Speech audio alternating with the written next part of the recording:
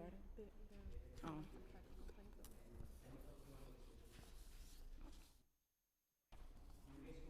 Hello, everyone. Welcome to today's hybrid hearing, New York City Council hybrid hearing of the Committee on Youth Services. Everyone, please place all electronic devices to vibrate or silent mode. If you wish to submit a testimony, you may send it to testimony@council.nyc.gov. Again, that's testimony@council.nyc.gov. Thank you for your cooperation. Chairs, we are ready to begin. Good afternoon, everyone. I'm Althea Stevens, Chair of New York City Council Committee on Youth Services. Today, the Committee on Youth Services is conducting an oversight hearing on New York City's Department of Youth and Community Development Summer Youth Employment Program and Summer Rising 2022. I'd like to recognize that we have Councilmember Richardson Jordan, who's here with us. As of today, the Committee on Youth Services will examine how the Summer Youth Employment Program and Summer Rising 2022 performance, as well as solicit provider feedback about the challenges and opportunities presented during this past summer and about how the services can be improved. By having this hearing this early, it is my hope that we can address the issues we encountered last summer in an effort to rectify for summer 2023. On April 13, 2021, former Mayor Bill de Blasio announced Summer Rising, the city's new summer program for children in grades K through 12, jointly operated by the Department of Education, DOE, and the Department of Youth and Community Development, DYCD. Summer Rising combines DOE summer programming with DYCD summer camp to provide full in-person experience, run by local schools, leaders, and community organizations, offering academic support, art, recreational, social and emotional support, and daily free meals to its participants. Even before the COVID outbreak, summer youth employment programs have been an important connection for thousands of New Yorkers to value internship, employment, and educational opportunities, thereby promoting individual development, social, economic upward mobility, and serving as a way to address radical and economic disparities by bolstering life choices and opportunity for disadvantaged youth. Critically, this program has also been a source of much-needed income for youth and their families, easing their survival struggles and implementing a sense of self-esteem, self-confidence, and self-efficiency in participating youth. Now more than ever, Summer Rising and SYP are needed as structuring, organizing influence for New Yorkers, those who've been thrown into disarray by the pandemic.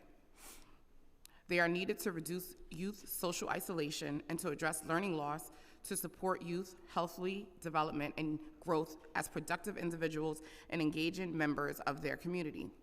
They are needed to help New York City families struggle to find accessibility, affordability, and addressing learning loss that students may have encountered over the summer.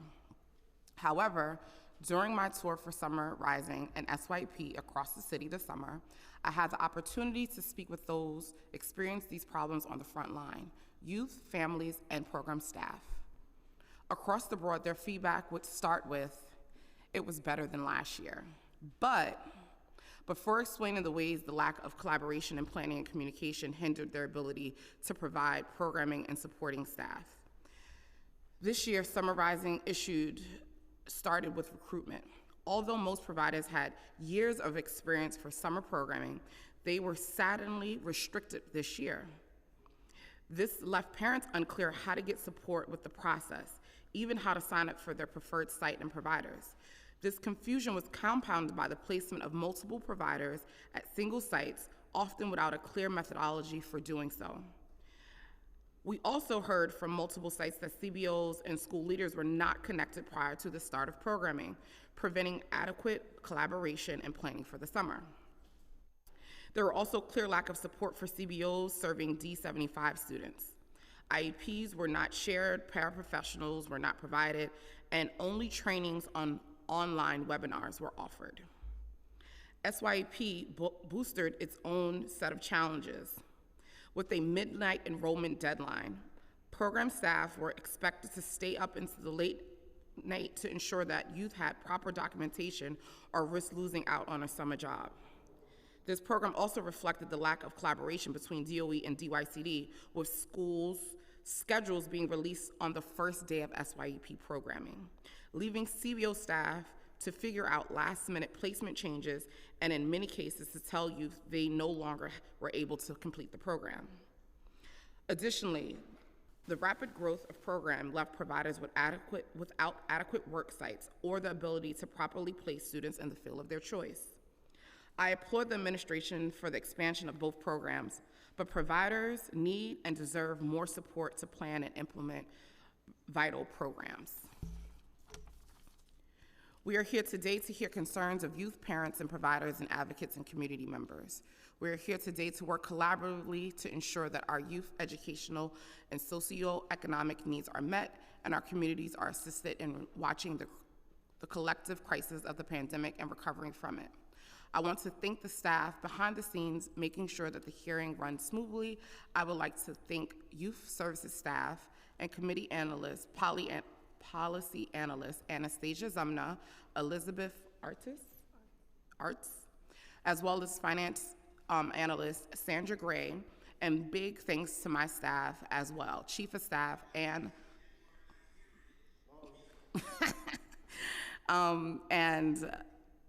Chief of Staff and Legislative Director Kate Connolly, and the A-team who's holding down the fort back in the district serving our community.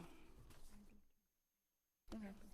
So at this time, I'm going to turn it over to Public Advocate Jimani Williams for an opening statement. Sorry, I got a new phone and the volume button's changed, so I apologize.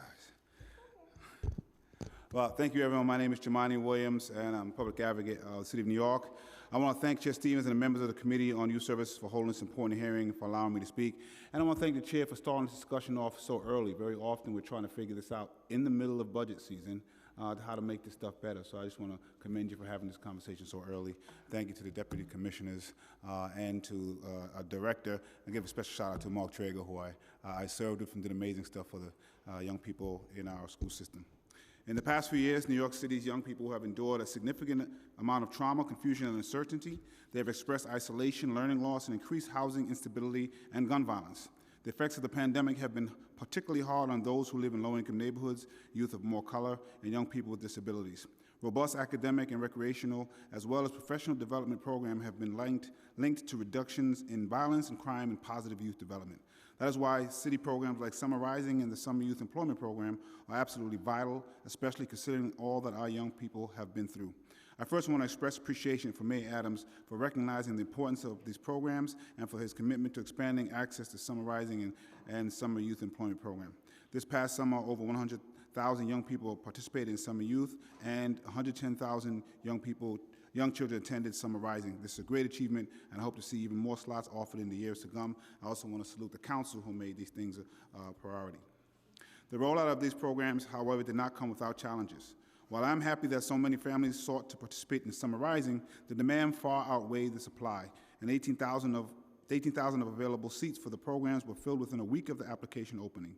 We can infer that parents who were able to secure a seat were those who had access to the internet and were able to be online when the application opened, which disadvantages those parents who had to work and parents with limited or no access to the internet, such as those living in temporary housing. The DOE did reserve some seats for students experiencing homelessness, students with disabilities who are guaranteed 12 months of support, and those who fail courses and are mandated to take remedial summer classes. But we do not know how many of these seats were set aside. Even for those for whom seats were set aside, full participation in Summer Rising was not guaranteed. Although programming ran until 6 p.m., busing services for students with disabilities and students living in temporary housing was not available after 3 p.m. Students who require busing services should and must be able to participate in the full day just like their peers. There's also a clear need for improving communication between the administrations, Summer Rising provided sites, and families. Many families were left scrambling for seats at their assigned sites. On the first day of Summer Rising, 30 families in Brooklyn were turned away despite their children being assigned to that site. Some parents and caregivers who were reaching out to sites to see if any spots had opened up received no response. For some children who required busing services, the bus arrived without a paraprofessional on board, preventing the children from boarding the bus or the site did not have sufficient time to ensure that paraprofessionals would be in the classroom. The Summer Youth Employment Program was able to match 60% of applicants across 17,000 work sites, the largest number the program has ever had. But it had its share of challenges as well. As a result of the pandemic, many organizations across the city are struggling to hire and retain staff, which can present a problem when adding an SYP participant. The city should allow organizations more time to plan how they will best be able to support an SYP participant. The seasonal nature of SYP means that organizations are losing staff at the conclusion of the program. Many organizations would be happy for SYP participants to join any year-round programs they participate in, but need to know how many year-round slots they will have funding for. As SYP expands, the city should invest in more year-round programming for young people. Lastly, it is important to note that the participation in SYP programs required a Social Security number, effectively excluding undocumented youth from the program. That is why I've introduced Intro 0188, which will require the creation of a universal youth employment program that is open to all young people in New York City. I would like to thank my colleagues in the City Council and the advocates who have been working with my staff to move toward employment equity for youth. I look forward to working with the chair to make this bill the best it can be for our young people. I look forward to working with the administration and the City Council to ensure that summarizing SYP successfully reaches as many youth and young people as possible, as well as ensures a productive and positive work experience for both the young person and the employer in 2023 and the years to come. Thank you so much.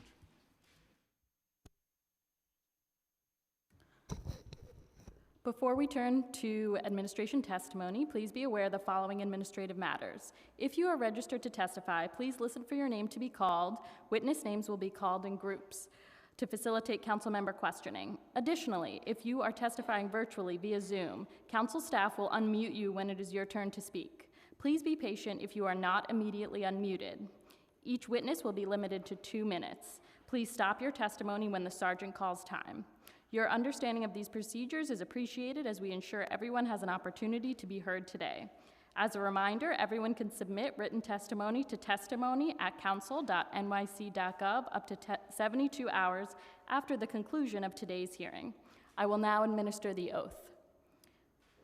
Do you affirm to tell the truth, the whole truth, and nothing but the truth before this committee and to respond honestly to council member questions? You may begin your testimony. Hello.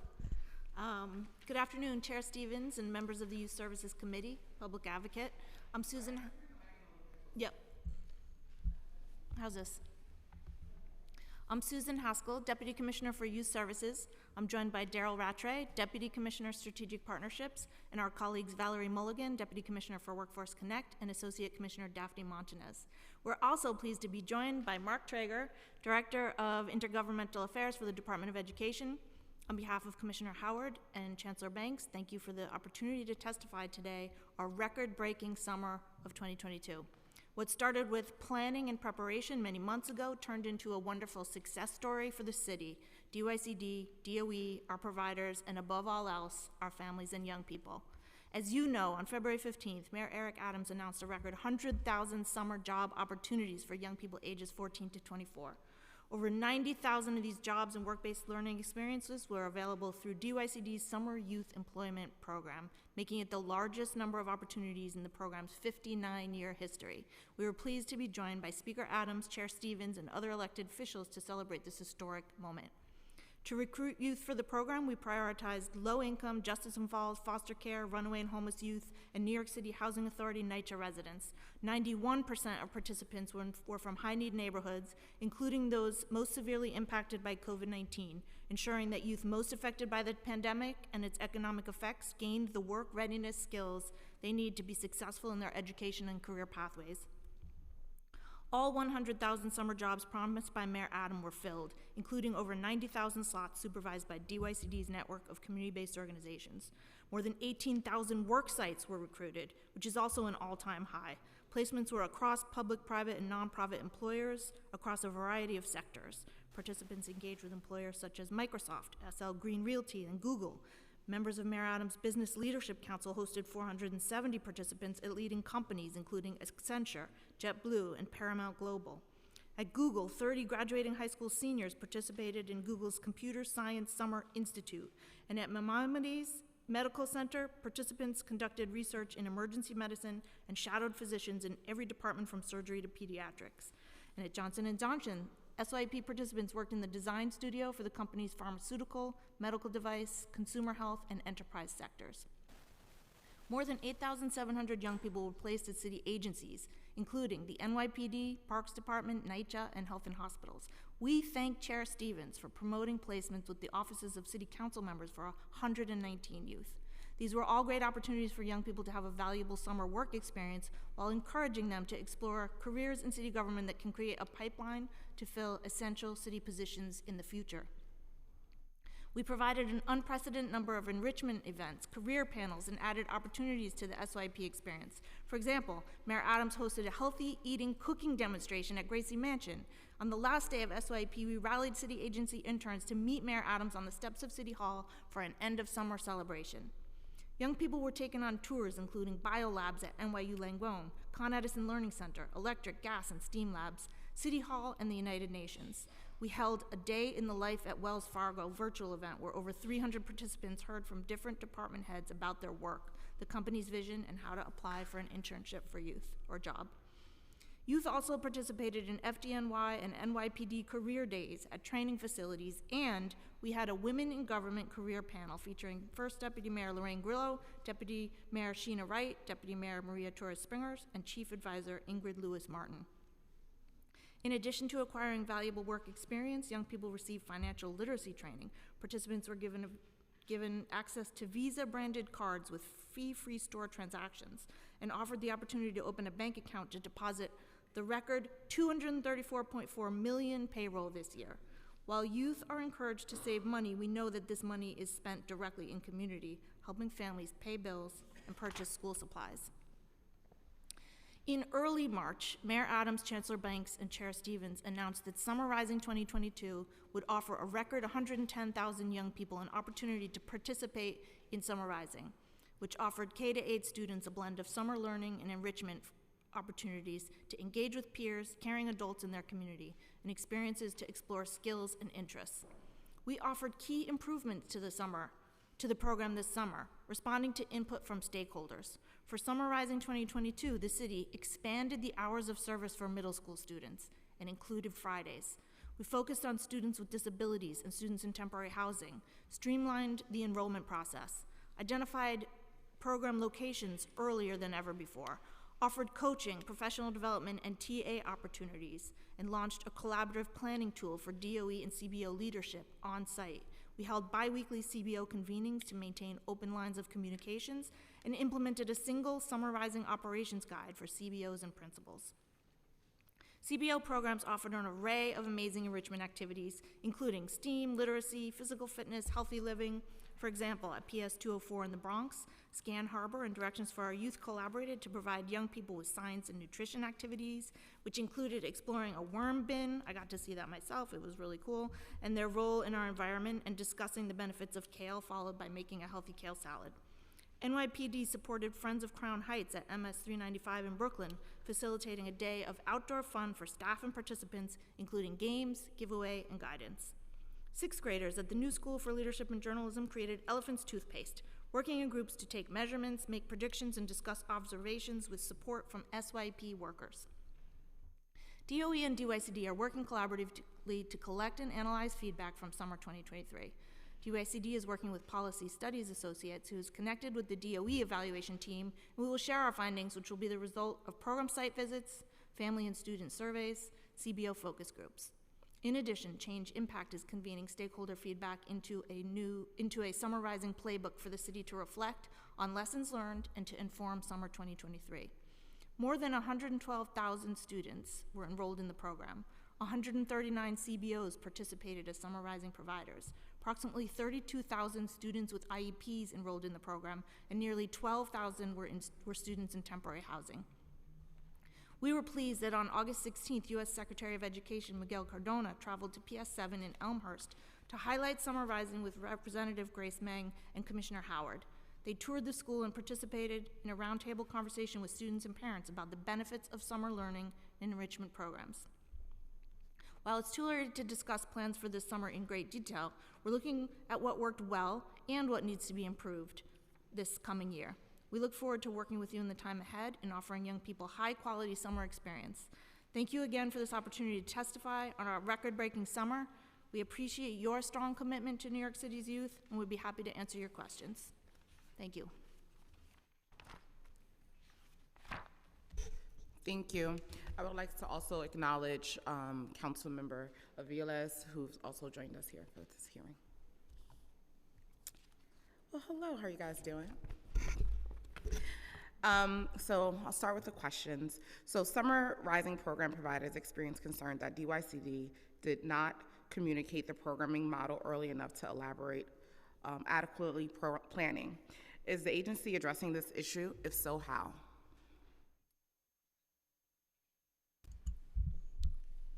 Well, I'd like to acknowledge that, we believe summer programming should begin as early as possible. And at the same time, we were really proud that we not only made improvements for summer 2021, but did things better than ever in some cases. For example, the program locations are really important to CBO providers because it informs how they hire staff and it lets families know where programs are going to be. And we were able to cite programs very early in the spring. We also launched the enrollment process in much earlier than for summer 2021, and by mid-April, families were able to apply to our programs online. So I think we're proud that we were able to start many of the important planning factors, earlier than before, and at the same time, we acknowledge we want to keep doing better and better. So I just want to go back a little bit because one, I want to say yes, obviously we had a great summer, right? But there's still issues. But I want us to make sure we're answering the question and just around like, how's the agency addressing this? Because this is one of the things I was ringing the alarm about last year was that, yes, people at the top were talking, but that information was not being transmitted down to the people who are actually providing the program. So I would love for that answer to be, for that question to be answered, because I think that is important. Well, some of the things, first of all, we're here now. We're already absorbing the findings from summer 2022, and we're ready to start thinking seriously about, what we can do to improve for summer 2023. But in terms of that communication, getting down to the site level, we did hold bi-weekly CBO with DOE and DYCD convenings every 2 weeks, starting, I think March 2nd was the first one.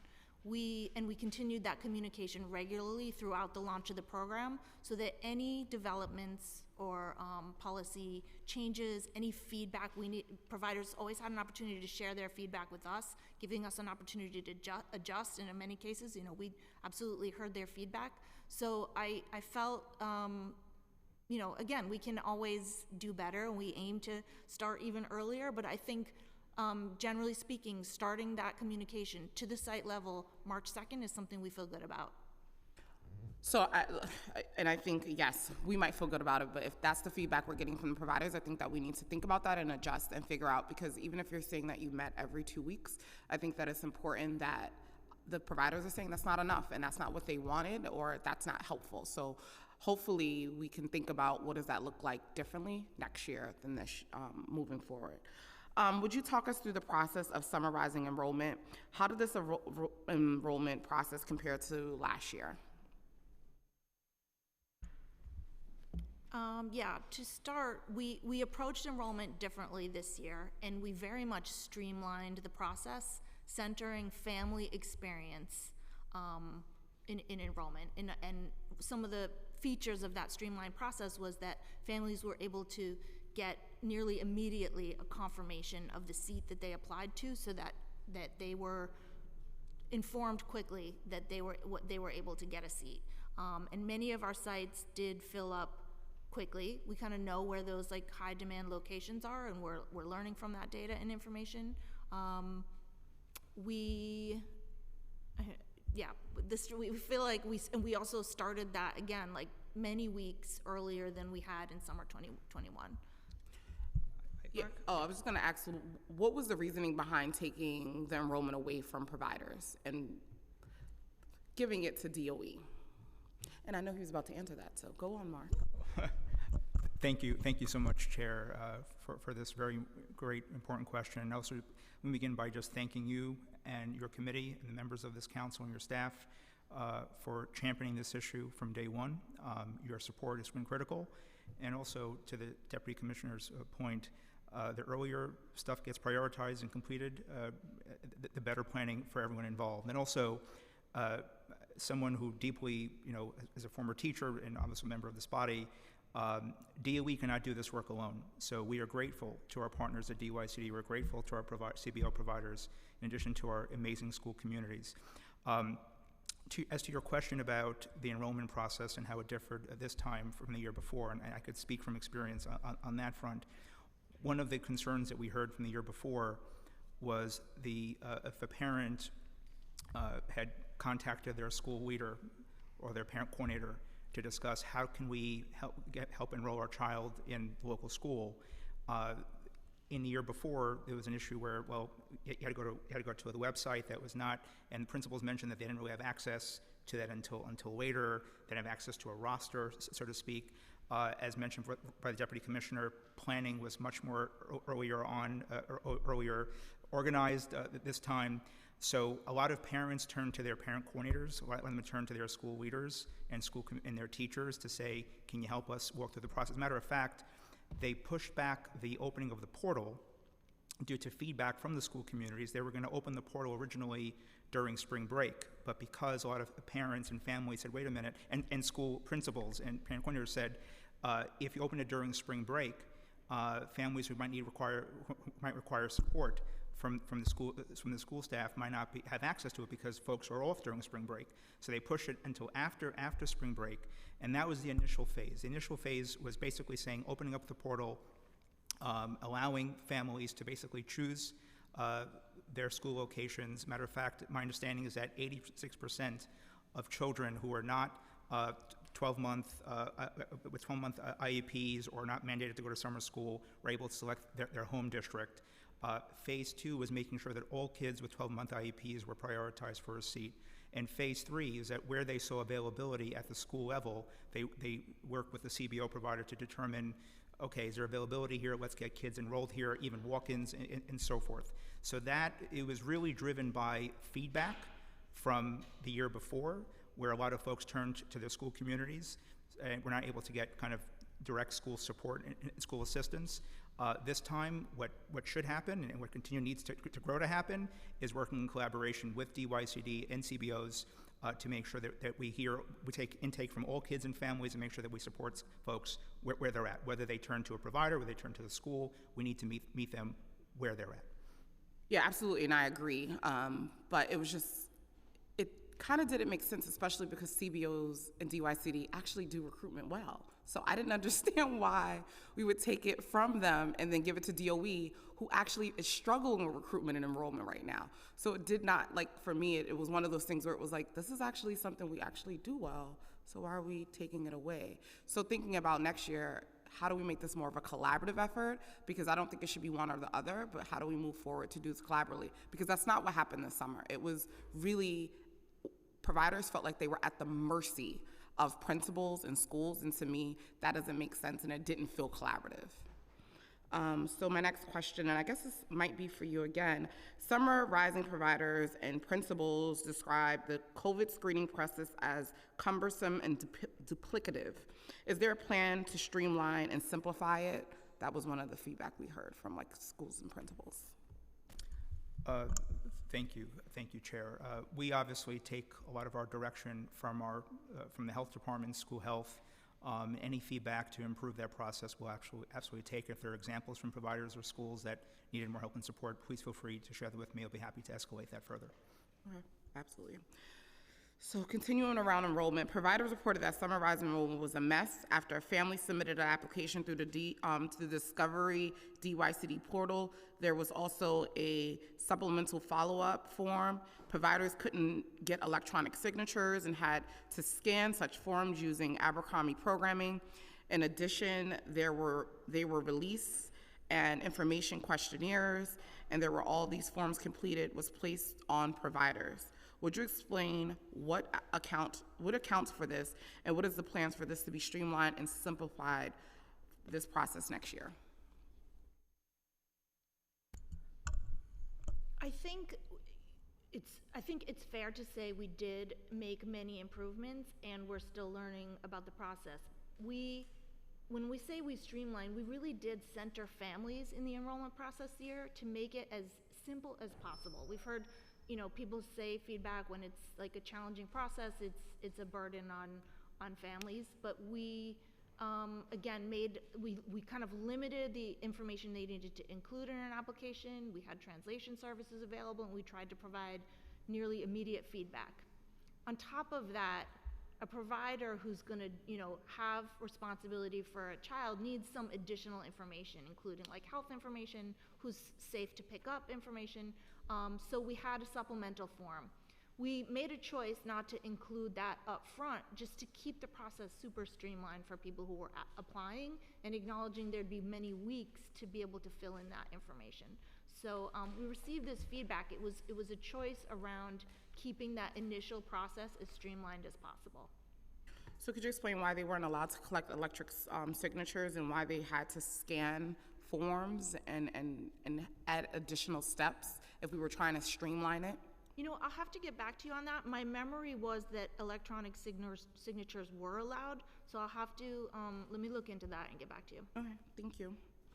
Providers reported that families that typically work with, the providers explained that families they typically work with were locked out of summer rising sites with their CBOs. Do you know what families did for their young people with the summer who were not allowed to be in summer rising?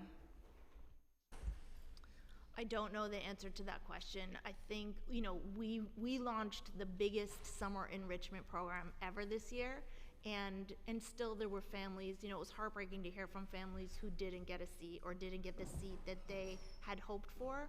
But I think we're moving in the right direction. We're so appreciative of the investment from this administration, and with the council's support, that we were able to make it so big. And still, there were families who were disappointed. We have to acknowledge that. And so did we do any outreach to those families to kind of see, or was there any follow-up for folks who were like on waiting lists, or we just?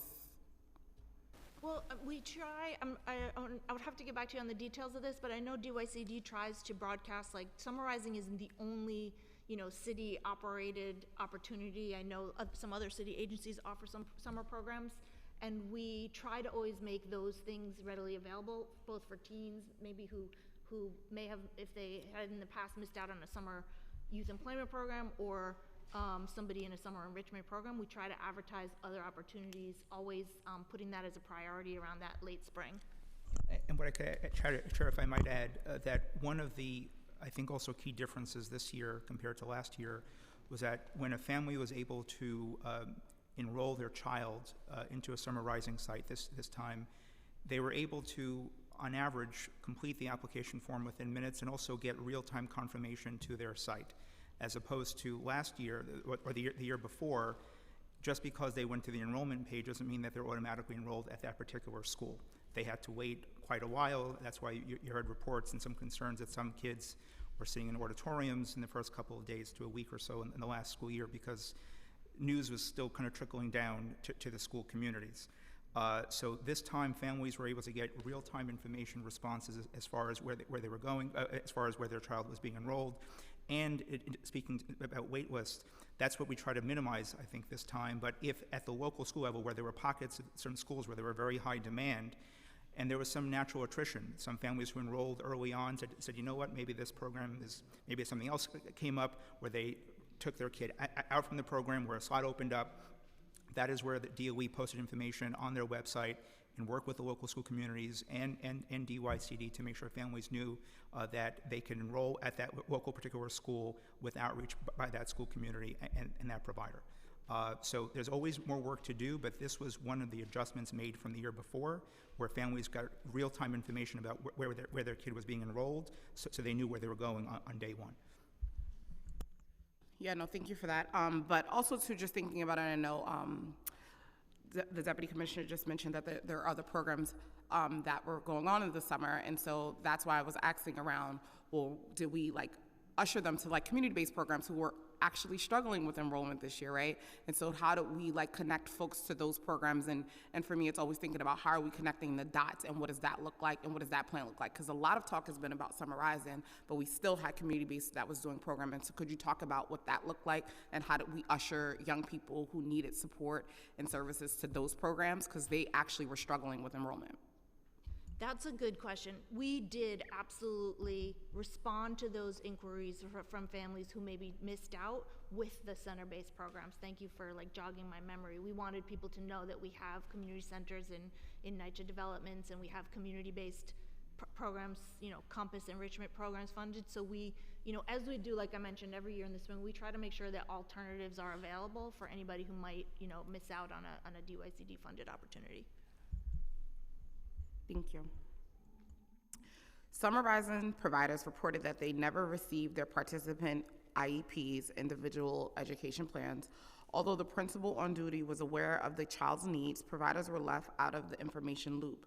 They had no access to such information unless parents notified them. Do you know why this happened, and what is the plan to rectify this next year? Thank you, Chair, for this very important question. So first, there are some legal constraints as far as who has access to a child's IEP. However, to your overall point, if there was an escalation, if there was a need for additional, let's say, paraprofessional, and according to my numbers in terms of information here, there were a record number of paras actually hired to support kids during the summer program, where there was a need identified at the school-based level. Also, there was, just to give you further context, there were meetings to discuss what accommodations were required between DOE, DYCD, at school-based staff, and the CBO provider. Principals, of course, know who their kids are. They know the kids that are being enrolled at their school. They know if certain staff are needed. Escalations were prioritized. Additional funding was put in place for schools to have paraprofessionals. As mentioned, there was a record number of paras hired. Every school also had funding in place to have either a full-time social worker or counselor. Every school had funding in place to ensure that. And I want to give also a big shout out to I know this is just to broaden the question, to our amazing like school food workers, our amazing school safety, everyone kind of to best support our children. But as far as kids with IEPs, because of legal constraints, they can't share that with CBO staff, but principals can coordinate with other folks within the community to discuss if needs are, if a new need is identified, they escalate it, more money is put into the budget to hire additional paras to best meet the needs of the kids.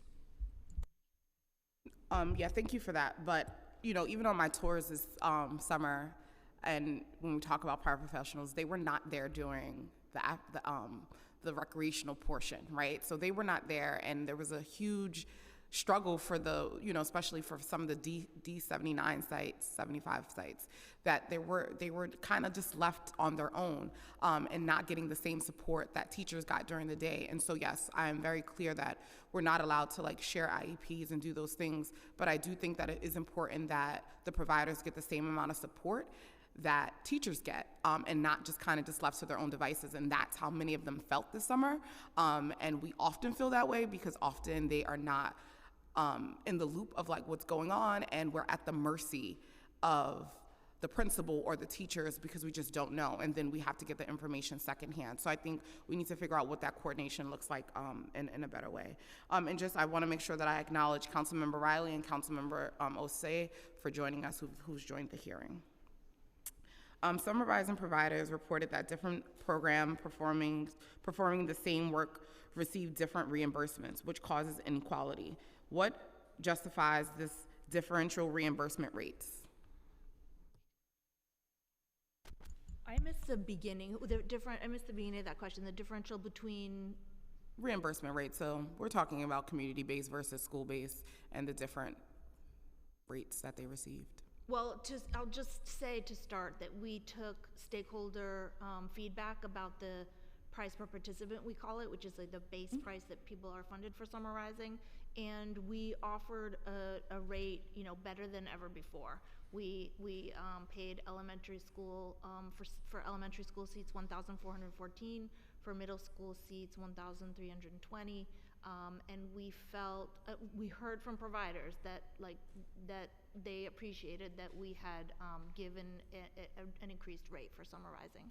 So we did not give an increase for community-based programs. So we understand that that provides inequalities amongst colleagues at that point. Okay, now I understand what you're saying. Yeah, I think, you know, the attention to the summarizing rate was really based around many of these operational questions that you're raising that acknowledge that there's additional coordination and planning required for a summarizing program because it is a program in partnership with Department of Education.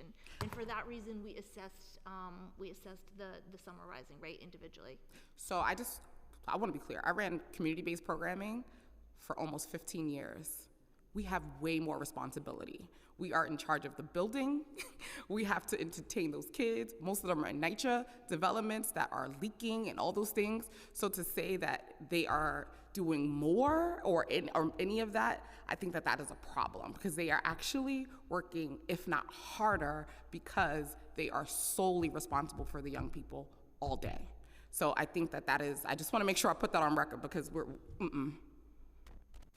I take your point, and at the same time, I'm putting out there what our process was for a new program that we began, and identifying a rate for that really did acknowledge that coordination it required with the principal in charge on the DOE side.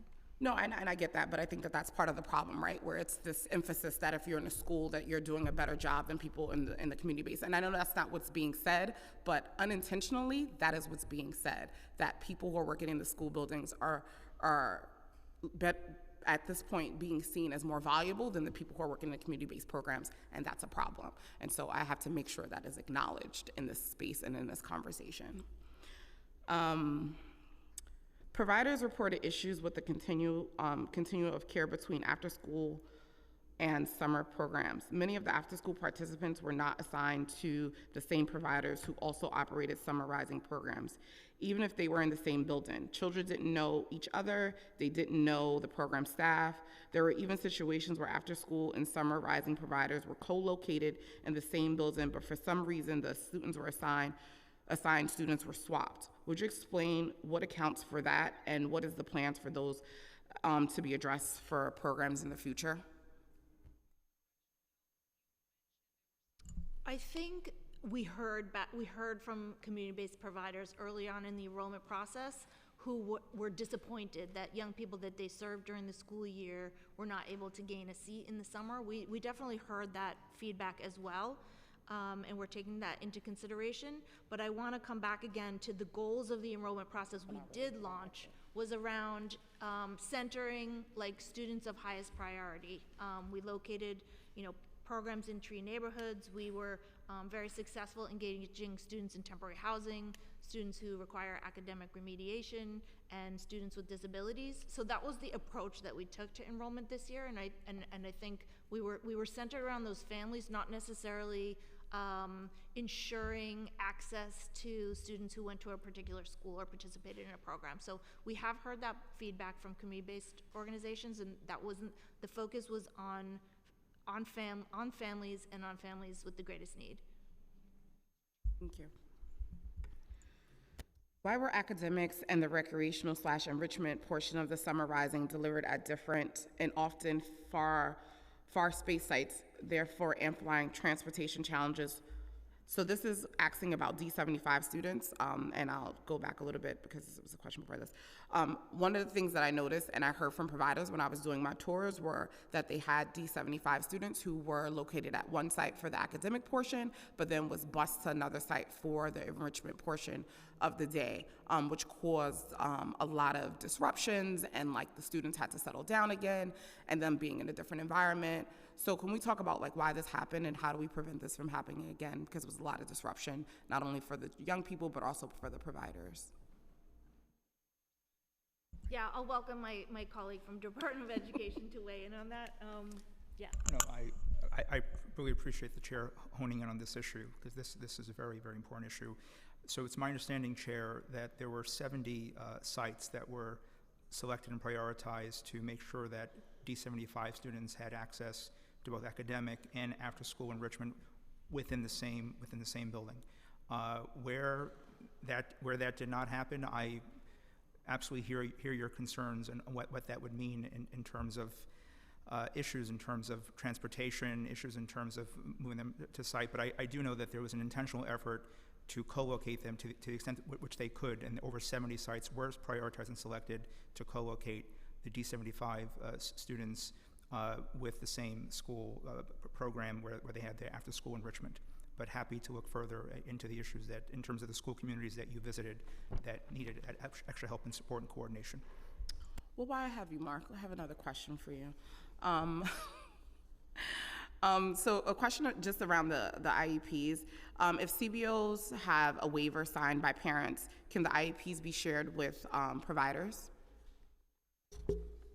Chair, I'd have to check with legal on that. I just know from my teaching experience there are very strict rules about who could see that IEP, but I'm happy to check with legal and get back to you on that. Yeah, could I add to that, Please. Mark? You know, as a parent of a student with an IEP, I just want to echo that in addition to the legal barrier of DOE providing that to the CBO, it's actually not the most valuable tool that a CBO provider could use. I think the most important communication there is from the family to the CBO provider around accommodations, and that's part of that supplemental form to say, like, here's what my child needs to be supported in the summer. And very often what's the detail of an IEP is not necessarily the right tool, but there's nothing to stop a family from sharing that with the community-based provider. Although DOE can't do that directly, there would be nothing to just prevent a parent from sharing that with the CBO provider.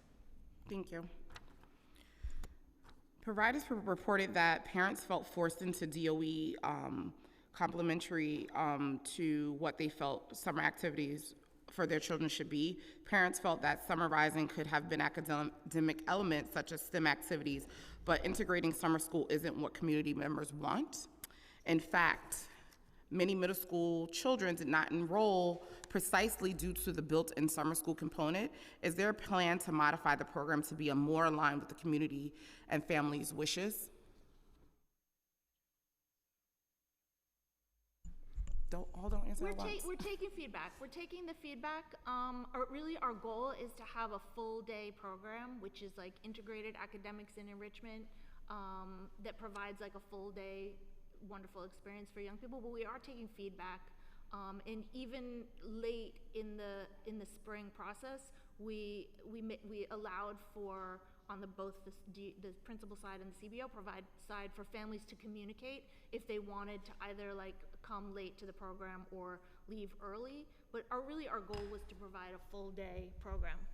Yeah, and thank you, Commissioner and Chair. Thank you for this question. I think also, and I could speak to the spirit of this even from the year before to certainly now. I think the spirit behind the academic component was a recognition of the disruption to instruction that a lot of kids faced, and I'd argue that all of our kids have varying degrees of needs. Even if summer school was not mandated for you, our kids have varying degrees of needs. So I think the spirit behind it was how to just make sure that we put on the table that there was an instructional piece to it, but certainly hear you loud and clear on the feedback to make adjustments moving forward to this process. Yeah, I mean, I think some of that too goes into just that people want to have camp too. School is a thing, right? But like camp also provides academics and support and all the things that you're speaking about. And I think that they both play a hand. But a lot of the providers and families I was out there was like, could we just have camp again? Because we're not interested in this because kids feel overwhelmed. So I think it's definitely one of the things we should definitely think about. I'm going to jump to some SYEP questions because Val is looking at me and she's like, I want to be a part of the conversation. So we're going to add her in. And before we do that, I'm going to acknowledge that Councilmember Williams just joined us here.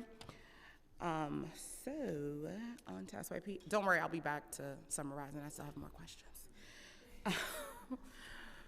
But like to spread the love. Well, Val, I'm sad this is the first time I'm seeing you. I haven't seen you in so long. We went from like speaking every day to like not seeing each other for a while, but let's get into SYEP. Providers reported that when a young person is selected by a lottery for community SYEP, the enrollment deadline is by midnight, which problematically became their need to shifts to have staff willing to review the enrollment during their evening hours. The deadline should be instead the next morning. Do you plan to revise the enrollment process accordingly? Hey, council member, how are you? So it's a great question. Thank you for raising it. That's not feedback that I've heard a lot of, but I'm absolutely happy you're raising it. It's something we can look to move. In general, I heard that so much. I'm so glad you're raising it, and for sure, again, I say this everywhere I am, like, providers, please talk to us and let us hear that on the ground. We definitely have heard that the pace is really fast. And the reason for that is because of the speed of SYEP. This year we had to get 90,000 young people enrolled in a really short amount of time, and so there have to be deadlines. We know that moves it, but I think anything that makes it operationally easier for young people and providers to oversee the program, we're absolutely open to hearing. I think it's really important for us to do that to make the program move more smoothly, so thank you for raising it. Yeah, I'm surprised that you guys haven't heard that, because that was like one of the #1 things that I heard around them, because they are not allowed to do overtime and all this. They weren't being reimbursed for that, but like that was one of their #1 concerns that I heard. Is there a plan to use more innovative SYP participant selection other than a lottery moving forward? So I think, as we've grown the program, we have moved in the direction of more intentional direct recruitment. This year, we expanded our Career Ready portfolio to over 20,000 slots. Those are slots that are school-based and really targeted towards schools that DOE helps us select that have, based on the Economic Needs Index, graduation rates, and all that. We also expanded the number of slots targeted to specific populations, and so we are absolutely moving in that direction. And I would say one day, the dream would be for sure to move away from that, but I think we have to continue to do that incrementally. For now, we're continuing to build on all those initiatives within the program that help us really reach young people that we want to reach the most. No, I hear you, but I think we need to start thinking a little bit more innovative, because the lottery is part of the reason why we have staff staying up to 12 o'clock at night trying to implement and get this data done, because we're using an antiquated system, and thinking about how are we moving forward and being more innovative and creative. And I think that there's much more creative ways than just saying that we're doing a lottery, because at this point it is a lottery and it's weird. Providers reported that some of them were giving SYP's work site lists, but why wasn't this the case for all sites? So I've heard that some folks got additional support around getting work sites, but there was a whole host of groups that said they had no support and did not get any. So could you talk about why that happened? Sure. So I think one of the real opportunities this year was that we got the funding really early, and that allowed us on my team, really under the leadership of Daphne here, to grow our employer engagement team and to really invest in what we can do there. But that is a team that didn't exist now we're in October, so 10 months ago, but didn't exist before that announcement happened. We're really proud of the progress that they made recruiting work sites and helping support providers. And I think there's a lot of work to be done in this front, but this year for sure was a historic move in the right direction towards DYCD having the capacity to do more of the employer recruitment. One thing we always hear from providers is that's one of the hardest parts of the job, and so we're really proud. I also have to shout out all of our partners at City Hall, the entire city. All of our city agencies stepped up to host work sites more so than ever before. City Council, thank you to your leadership. I want to share this number because it's really awesome. Last year we had 31 placements at City Council. This year we had 119. That is amazing. Many of your colleagues here were the ones that hosted the most, so super excited about the movement there.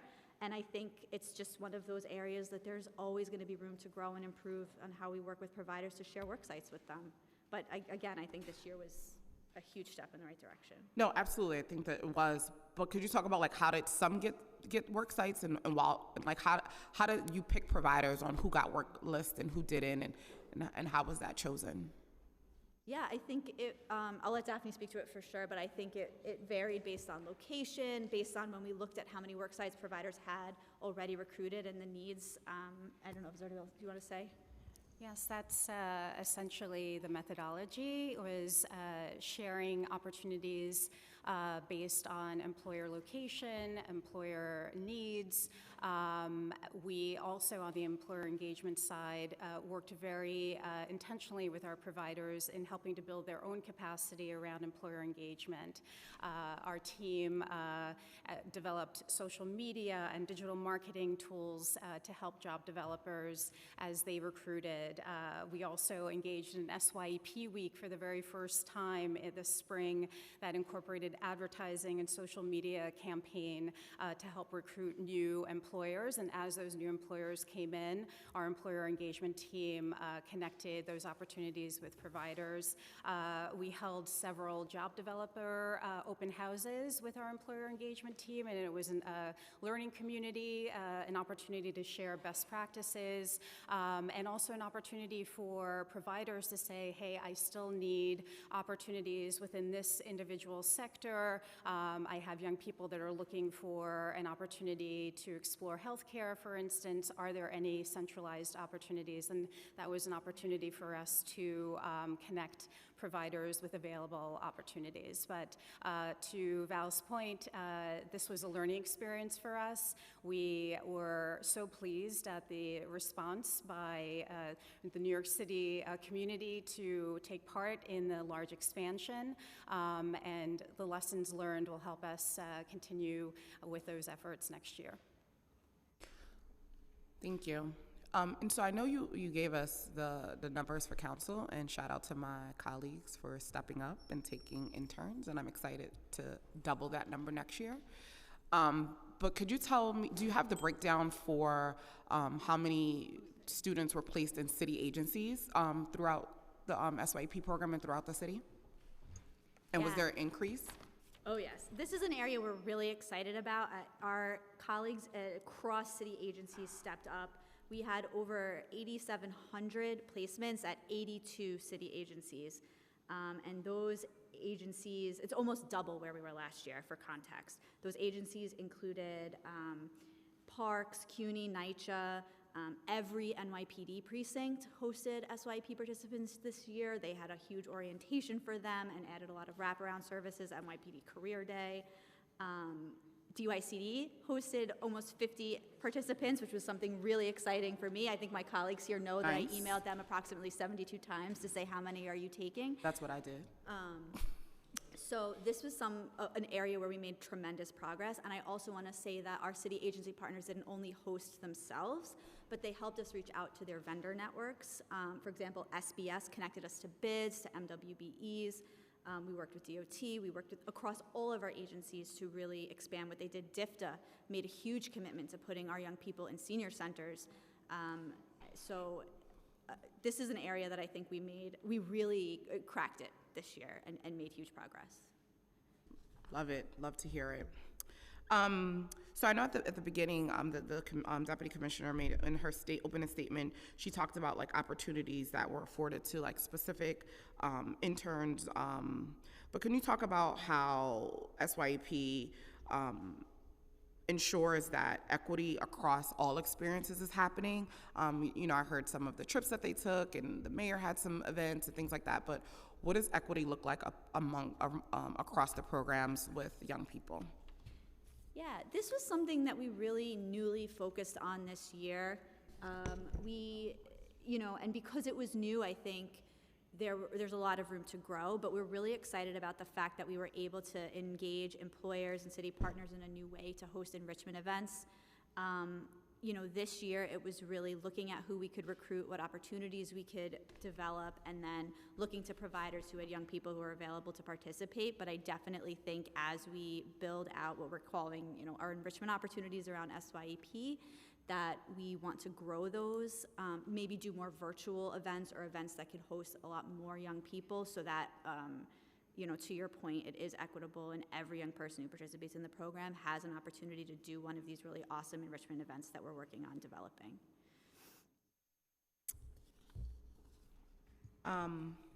Providers and advocates reported that contract, oh wait, that's the wrong one, I'm sorry. 1 second.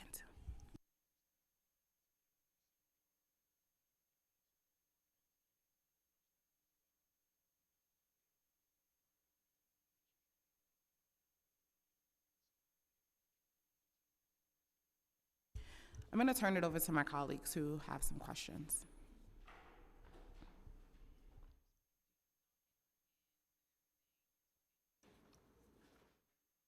Councilmember Riley. Thank you, Chair Stevens, and good afternoon, everyone. It's always a pleasure to see my former colleague, Councilmember Mark Traeger, and the rest of the panel. Just a few questions. I think I come to this as a parent for Summer Rising. Some of the concerns or maybe recommendations. I know a lot of the parents at the site that my daughter was at were inquiring that they didn't know who the workers there were. So I know when Chair Stevens and I went to the site, they suggested that maybe they could put up a board in the beginning that kind of has a picture of all the workers there, so you could kind of have a better sense of who is actually working with our child on a daily basis. So that's just a recommendation. Two, I know something was talked about, and I'm going to say this from my 7-year-old. She was very displeased that she felt like she was just inside all day. There was no activities going on outside, and we don't have anything set up for them to take trips as well. I know something I spoke with somebody, I forgot who I spoke to, but they said that we would have to start early with setting up getting buses to take the kids from certain locations. And I think that's something that we could start discussing now in the council and seeing how much money that would be next year, so we can make this a more fulfilling summer for our youth. So that's second. So I'll just start with that, and then I'll go to SYEP. I'm going to ask my colleague, Daryl, to talk a little bit about the trips. Really good point and good feedback. Thank you. Thank you, Councilmember Riley. So we did encourage providers to start planning early with their trips. The mayor set a charge to treat the city as a fun learning classroom environment. So we also curated some of those trips. Everything from the New York Liberty had a camp day. We had over 7,000 participants at that camp day. The Brooklyn Cyclones had a game at one point. We had a couple hundred participants able to attend. The Bronx Zoo every Friday hosted hundreds of young people from Summer Rising. All in all, we had hundreds of young people, thousands of young people at the aquarium, botanical gardens across the city, museums, movies were a big hit actually, bowling, also learning environments like the zoo as well, and fun environments like amusement parks. We did hear some feedback around transportation with some groups where, and I guess they hit a bottleneck on securing buses. But we also work with our colleagues at DOE to identify some of their buses for trips that were used for that nature as well. But we did encourage folks early on to plan and activate on trips and field trips. Okay. And to SYEP real quick, I love to see the providers that you have, the private partnerships with like Google and Microsoft. I think that gives our youth opportunity to get into technological space as well. I just saw that I don't know if I missed it, but I saw there was only 30 people in Google. Is there any talks to kind of expand that for next year? And are we doing more private partnerships so we could kind of give our youth a taste on what's going on in the private, sector? Yeah, thank you, Councilmember, for that question. This is something that we are hyper-focused on. I definitely want to let Daphne speak to some of the efforts around that, but we've been trying to build our private partnerships for years and made huge strides this year, and for sure plan to continue to focus on it. Yes, absolutely. Part of our efforts to increase employer engagement this year was a more centralized outreach strategy in coordination with the mayor's office, Deputy Mayor Sheena Wright's office, and the mayor's office of youth employment. And we were focused on 4 main pillars, which were the private sector, corporate and large businesses, small businesses, nonprofits, and of course city agency involvement.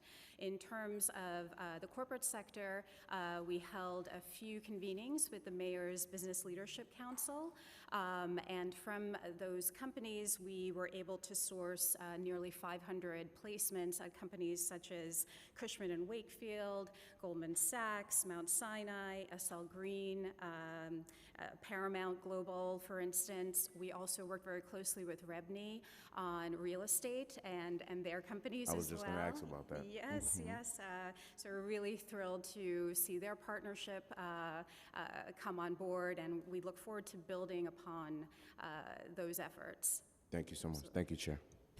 So I just wanted to jump in around the trips and stuff, because one of the issues and concerns that I heard was one, because we provided transportation for students with disabilities this year, if they did get a bus, they had to be back by 3, which obviously was challenging when we had, you know, the school portion or the educational portion in the day. So I think also when we're thinking about this, which is why folks are saying they prefer camp, because it actually affords them an opportunity to now take what they're learning in day to actually have experiences. And so I think about when we're thinking about planning, those things should be taken into consideration, because that's what ends up happening. You can't really go on a trip and be back by 3 if you're ending the academic portion at 12. Like, there's no room for travel, and having 1 day a week sometimes just isn't enough. So I think it needs to, when we're thinking about our planning, and which is why I'm having this hearing so early, so we could be thinking about and working through those challenges moving forward for next year, and thinking about how do we move towards camp and not so much, you know, class. If I may, I'm sorry, Chief. When you're picking providers, do you get any youth input on possible providers or corporations that they will possibly want to work with for summer youth? So ask that again. So you're asking, do we? So like if, for youth, like Google, Microsoft, so say if they want to work for a company like, I don't know, Meta or Tesla or something like that, do you get their feedback, or how would they give you feedback if they wanted to work with those companies and wanted the city to partner with those companies for summer youth? How do our CBO providers Correct. give us feedback on Yeah. how? Yeah, for sure. I mean, a huge part of what the CBOs bring to the table is relationships that they have with their providers. So it's absolutely part of the role that they play to develop those relationships themselves. But then when we develop those relationships, we work with providers who are excited about the opportunity and try to find the providers who have young people who they think would be good fits for those opportunities. So that's definitely a part of our practice. But correct me if I'm wrong, Councilmember, are you asking how are they getting feedback from young people about work sites? Because I think that's what he's asking. How are we getting feedback from young people about the work sites that they want to work at? Before they're enrolled or after? Yeah, so it's a core part of what DYCD does, that all of our program is informed by youth voice and choice, that we say that all the time, and we have a regular process in the SYEP team of surveying all of our participants after the program and in the middle of the program. In the middle of the program, it's how's it going, how do you feel your skills are, how's your relationship with your employers. We even ask questions about, have you developed meaningful relationships with adults? That's one of the most important things we hear about what SYEP can provide. We collect all of that feedback at 2 points throughout the program. Actually, just last week, our whole team sat down to start to sort through this year's feedback. Now turn it over to Councilmember Osei for questions. Thank you so much, and thank you, Chair Stevens, for your leadership. I mean, your expertise at each of these hearings is amazing. So thank you so much for leading another wonderful hearing, and hello to everyone from the administration and our city agencies. So the first question that I have is in regards to, I guess, I know that in 2021, some of our SYEP providers, had issues with delayed payments for the work that they did of the year. In terms of, the additional funds that the mayor allocated towards SYEP and the expansion of the program, how did your agencies change your operations in terms of making sure that providers were getting paid at a timely fashion? So I can start, and for sure my colleagues across the board can weigh in. This is an issue that our entire agency is very focused on. We definitely acknowledge that there were challenges, especially in 2021 when all of our programs were expanding really quickly. And for sure, this year we had the same concerns about the massive expansion, but I will say the entire agency over the last several months participated in an initiative to clear the backlog to the best of our ability that we had. We made a lot of progress on that initiative.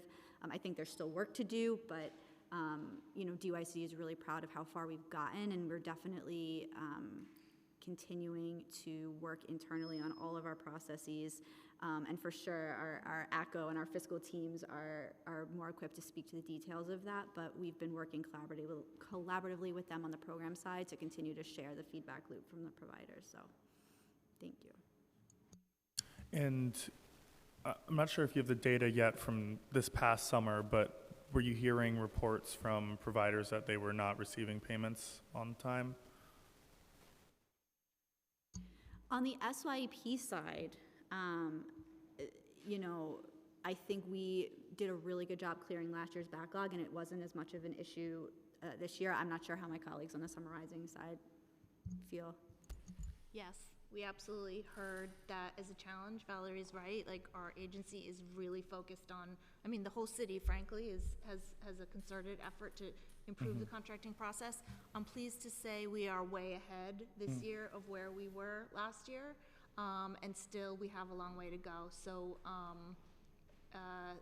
we will just continue to find ways to be innovative and streamline the process. There are some ideas already in the pipeline for how to do better, even in upcoming contract amendments. So it's a really good question. And is this something that you collect data on, and it's public information in terms of the progress being made when reimbursing these providers? I don't know. I'll have to get back to you on that. It could be, to Valerie's point, like that our contracts team has data we could share with you. It's a good question. Awesome. And another question that I have is, this is more personal to, I guess, the work that I did in my office this summer. We, opted into the SYEP program so that we could have some interns, and they were wonderful. But we did receive 16 of them, which was a large amount of SYEP and young folks to have in our office this year. And I know that, in discussions with our providers, it turned out that they just received a lot of people and accepted a lot of people into their program, especially with the additional, amount of money that was allocated towards this program. And obviously, going into next year, I think our discussions that we're going to have with these providers is going to be, we can only accept a couple, but what are your agencies doing in terms of, and I'm guessing that, my case this summer was not an isolated case in terms of these providers that, are accepting as many, SYEP or young people as they can, and not really having much for them to do / places for them to go. Yeah, so first, thank you. I think you're one of the biggest contributors to our SYEP placements on City Council, so tremendously grateful for your support of the program and for hosting our young people. I think I would go back to what we were talking about earlier in terms of the city's coordinated and centralized employer engagement efforts. We absolutely know that one of the biggest hurdles to expanding this program is identifying really awesome work sites. We know our providers are really good at doing that, but as we grow, we've got to continue to support them in doing more, and that's why I think I would just lean into the fact that we're building a really strong employer engagement team to do that work. Thank you so much. That's all for me. Now we're going to turn it over to Councilmember Williams for her questions. Hello. The first question I have is in reference to the providers and advocates reporting problems with how DYCD interacts with them, particularly lack of clarity, inadequate communication, delays in responding to providers' concerns and issues. What is being done to better support youth providers?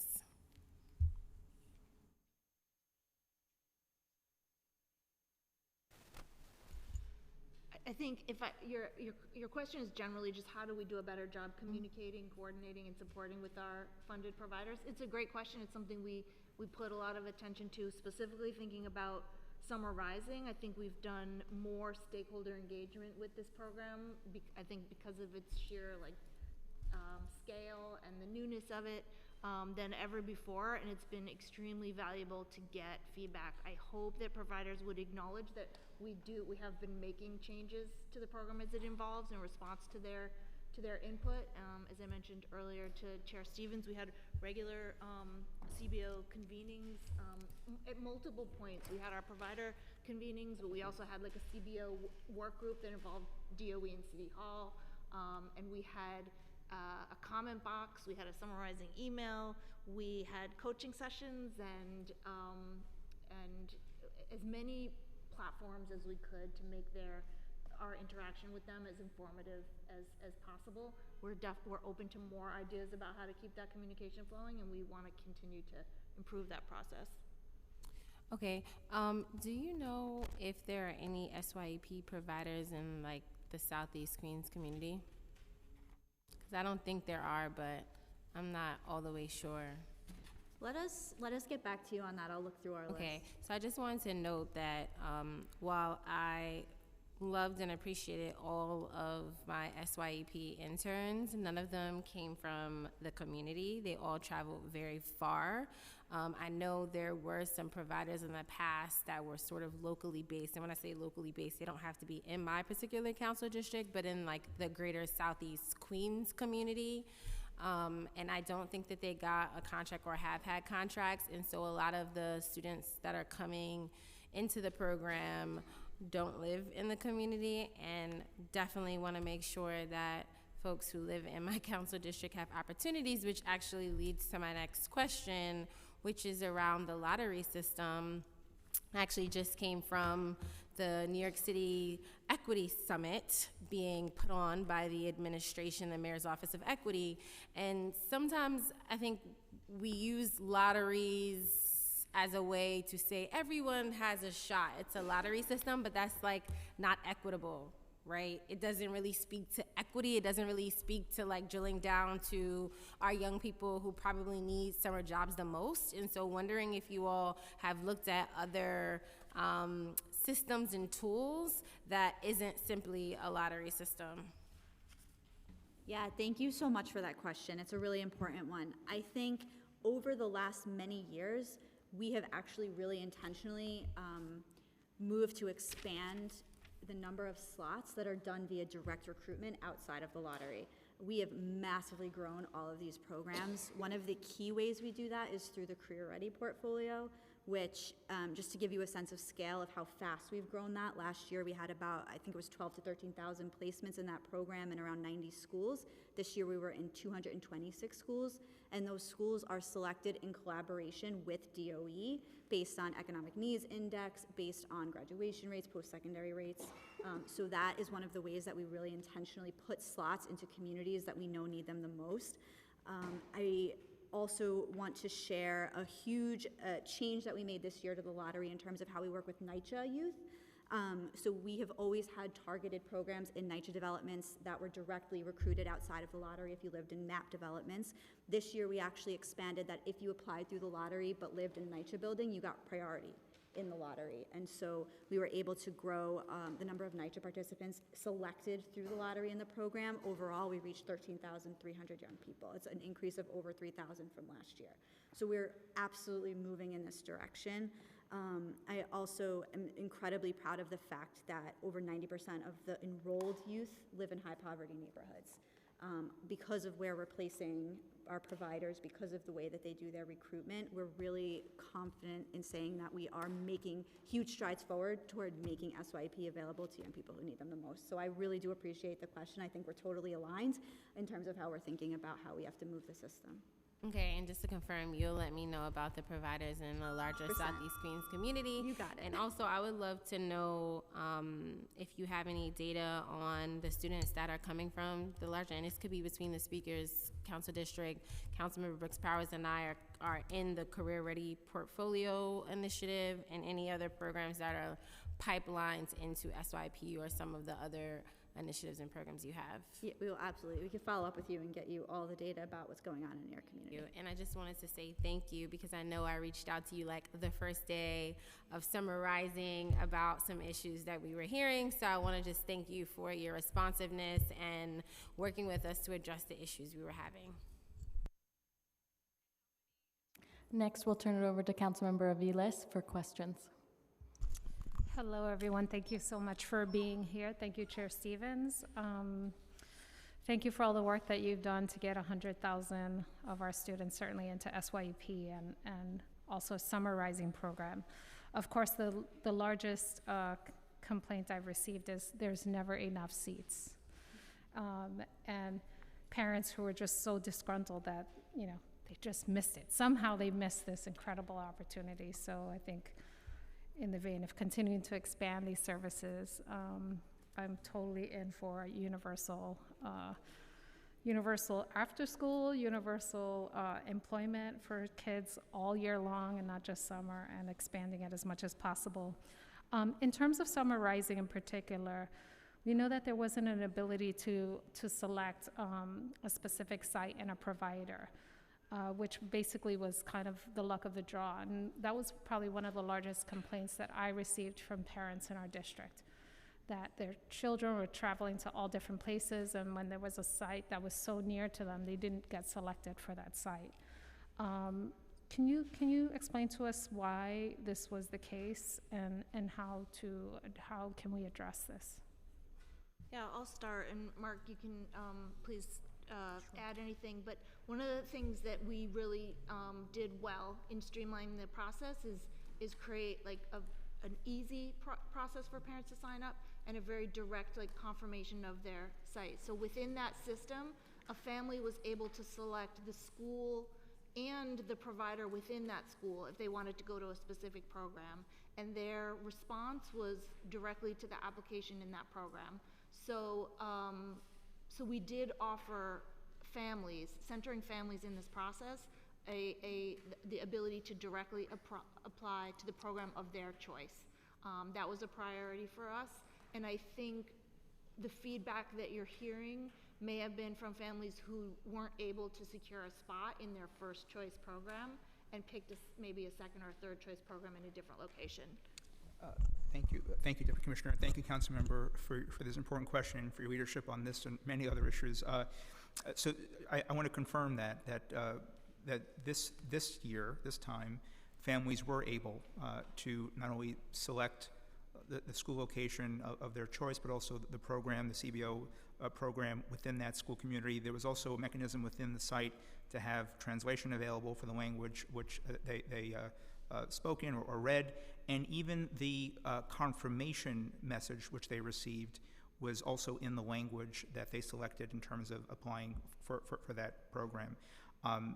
As compared to the year before, even if you applied to the site onto the website, didn't guarantee that you actually had a seat in that program. Mm-hmm. This time, within 5 minutes or so, you're able to confirm right then and there that you had a seat in that particular school community. Thank you. Thank you. I think in terms of, I know one of the areas that you mentioned in your testimony that you focused on were children with IEPs and children in temporary housing. And obviously, I mean, I don't know what the 32,000 IEP children enrolled is a reflection of, like what percentage increase from the last year. I want to say, is it 100% increase? I don't actually have that data in comparison to 2021. We'd be happy to get that to you. I can tell you it was a much greater targeting focused on students with disabilities this year, so we'd be happy to look into that and get back to you. Yeah, without knowing the specifics, I think it's a substantial increase from the year before. And I had, unfortunately, as I stepped out, I had heard Mr. Trigger mention an increase in having paras also available, which was another particular problem. I'd love to understand maybe the geographic spread of these students. I mean, the markers that you mentioned, 139 CBOs, you know, the 32,000 IEPs enrolled in the school, 12,000 children in temporary housing, without knowing, you know, obviously identifying markers. It would be beneficial to help us understand what does that look like throughout the city and in neighborhoods. And also, even more specifically, in terms of the CBO partners, How many of these CBOs are new partnerships? How many of them are like, the top 5 agencies that seem to serve everybody across the city? I'd love to understand in more nuance what that looks like for our students. I'm way out of time. I probably didn't even make it through any of my questions.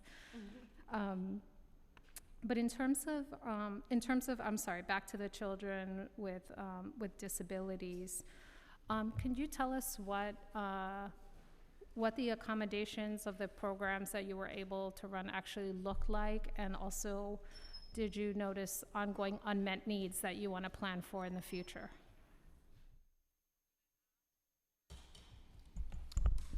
Thank you, Councilmember. And also, I could say pleased to be joined by the Education Chair, Rita Joseph, as well. Great to have you. Thank you. Thank you. Say, a collaborative effort, Chair.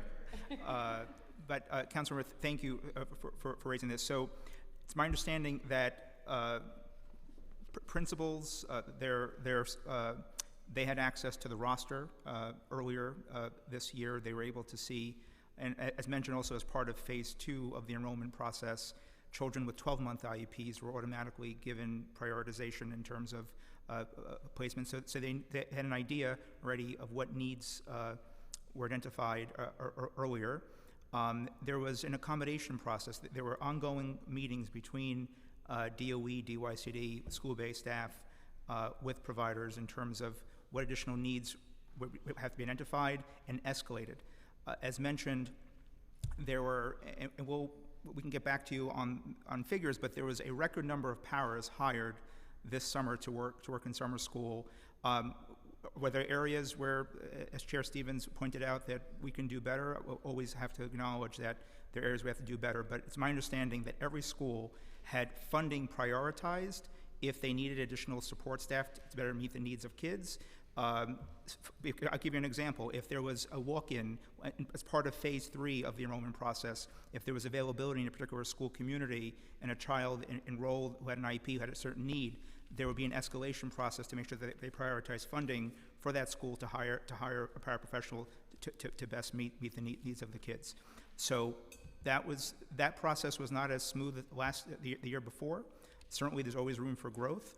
But there was funding put in place and prioritized for schools to hire additional support staff as they became aware of these needs, and there were ongoing accommodation process meetings between DOE, DYCD, with the providers and school-based staff.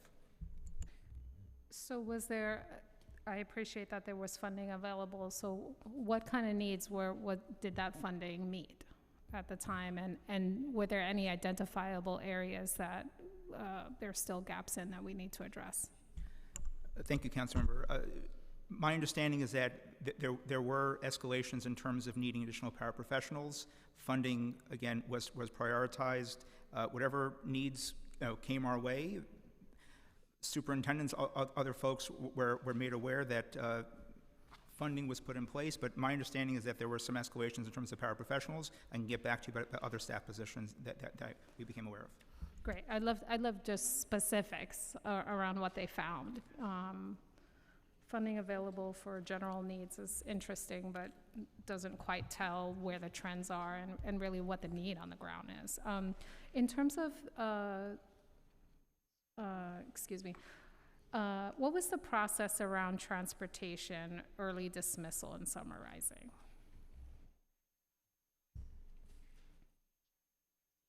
I'm not sure. Can you say more about the early dismissal part? So, I'll ask my colleague Mark to respond about transportation for students eligible for students with disabilities eligible for transportation. But I also want to add that students who were far enough away and eligible for a MetroCard were all supplied with MetroCards for summarizing, which is what's an exciting development. Thank you, Councilmember. Were you referring to early dismissal? I'm just trying to. Yeah, sorry about that. I guess I'm interested in particular the children who are far away, generally District 75 students who had assignments in different places. So this would imply bus transportation. Right, and so there was an intentional effort this year to co-locate over 70 sites within D75 existing programs to minimize exactly what you're referring to as far as whether children have to then, get transportation to another site. There was much more of an intentional effort to do that this year than the year before. With regards to the overall transport, there were certainly operational and contractual restraints in terms of beyond the 3 p.m. hour. But within the D75 community, I could tell you this time, council member, that there was much more of an intentional planning coordination to make sure that we minimized the extent that we could, having D75 kids move around, because to your point, that is a well-recorded issue, both not just during summer, but also during the course of the school year as well. Yeah, go ahead. Just one more question. Just jumping to SYP related to transportation. Are SYP students offered Metro cards during the summer? Yeah, thank you for that question. So this year, for the first time, I think at least in my memory, we were funded to provide Metro cards to every SYP participant who was working in person. We're really excited about that opportunity. It went really well this year. It's something we advocated for really hard. So this year, we were able to provide Metro cards, and we partnered with our community-based organizations to distribute them. Kudos, thank you. That's super important. I had an SYP student coming from College Point all the way to Sunset Park, an hour and a half on the train every day. So I just wanted to, actually maybe close to 2, underscore Councilmember Williams' point around looking at how far students are actually traveling to their sites. I was dismayed that we received no students from our particular area. So I'd love a closer look at what it actually looks like. I would never be able to be Councilmember Osei's office and have 16 SYP students, but aspiring. But bravo to the team. The Metro cards are so important for them. Thank you. Thank you, Councilmember. I'd just like to second that too. I did not have as many SYP participants as I wanted. Like I felt like I should have had much more.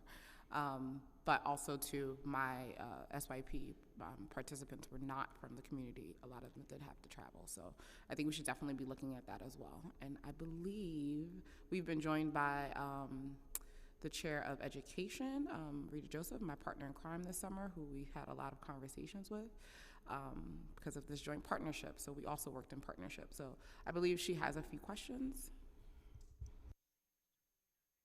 Thank you, Chair. Always a pleasure to partner up with you. Good afternoon, all. A few questions I have. For some reason, when I visited some of the sites, there were sites with one provider, while there were sites with clusters. Can you please tell me, how did you come to that decision that the sites were not distributed equally among providers? The way, I'll just say a little bit about the process for how we cite programs. We worked with we had nearly 700 individual programs in the Summer Rising sites, and you're right, like in some cases it would be a single provider, and in some cases multiple providers. We have existing summer enrichment contracts, and we kind of build Summer Rising around that infrastructure. So the first thing we're doing is, there are programs that work all year round in those home schools, and then there are programs that work year round in a different school, but are relocated to a Summer Rising site, so we can add seats. And in some cases, we want to add a grade band. Maybe it's an elementary school building, the elementary's in their home school, but we want to be able to serve middle school students at that site, so we'll add that one of the middle school programs. And then in some cases, we need to go even beyond that with capacity, so we would have another provider program coming in to increase if that's a very high demand location, it's a big building with a lot of capacity to serve students, then we would add seats to that site through a new provider, through a different provider. Did you guys have the opportunity to make sure that the providers were talking to each other, that they were on the same page? We put a lot of energy into that, and we introduced, thanks to Department of Education, we introduced the collaborative planning tool this year, and we want to continue to put emphasis on that. That tool was designed to be to be a vehicle for the principal in charge and the CBO leadership from each of those CBOs in the buildings to come together and say, like, what our schedule is gonna look like, how are we gonna share the space, what activities are we doing together, and outline some of those factors of the program. And we also offered on-site coaching. Some partnerships are stronger than others, some are just developing, and they need a little extra support. So we through a consultant, we offered coaching for that project if CBOs needed more support. And we want to continue along that path, acknowledging this is a partnership program, and the stronger the partnership is, the stronger the program will be. Question, any of you guys visited any of the Summer Rising sites? What did you see? Because when I visited one site and it was pure chaos, I walked into a building and I was supposed to be there for 15 minutes. I was there for 2 hours troubleshooting. So I hope that Summer Rising is beginning to plan the day after Summer Rising ended and not in January, so you can troubleshoot a lot of those. I saw students that had IEPs in a room with 20 other students. That's out of compliance right there. They're mandated, needed. You had, I went to sites where they didn't have enough paras. You had a shortage. I know there's a shortage across the city for staffing, but I'm on the ground, and like Councilmember Althea Stevens, we're hands-on council members. You don't tell us, we show up. We want to make sure the work is being done. That's how I was as an educator for 22 years, and that's how I am as a council member. So that doesn't change.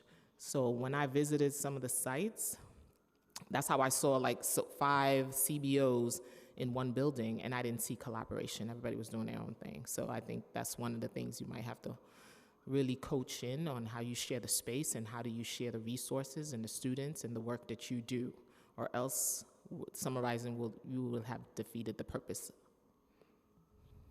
I really appreciate that comment. We want to put more attention on the collaboration, and we share your approach in terms of you need to be on site to seeing that directly. I went to a dozen or 2 sites myself, and I know my colleagues did too, and I didn't see anything that looked like chaos. I saw a lot of amazing work going on, and good collaboration. I know it wasn't perfect and there were spots where there were challenges, but I'm also really proud of the way DOE and DYCD worked together to address issues that were on the ground. We had a very tight escalation process where communication went out to senior leadership, and those situations were addressed immediately. So I feel badly that you saw that, and I look forward to bringing you to Summer Rising sites next year so you have a better experience. No, the experience was necessary in order for you to perfect it. You understand? That experience had to happen in order for me to say, hey, you got to work on this, you got to work on that. Chair, I got one more question. That's my partner in crime. So, Summer Rising provider reported that principal could decide whether participant were allowed to opt out of summer school component, but not providers. Why were only principals given that discretion? My understanding is really, again, we planned a full day program. It was on the family. What we introduced, hearing feedback about, hey, my kid's not gonna get there till later in the day, my kid wants to leave earlier in the day, that was the family's choice. And if the family would put in writing and, bring it to the program, that they could amend the schedule for their child.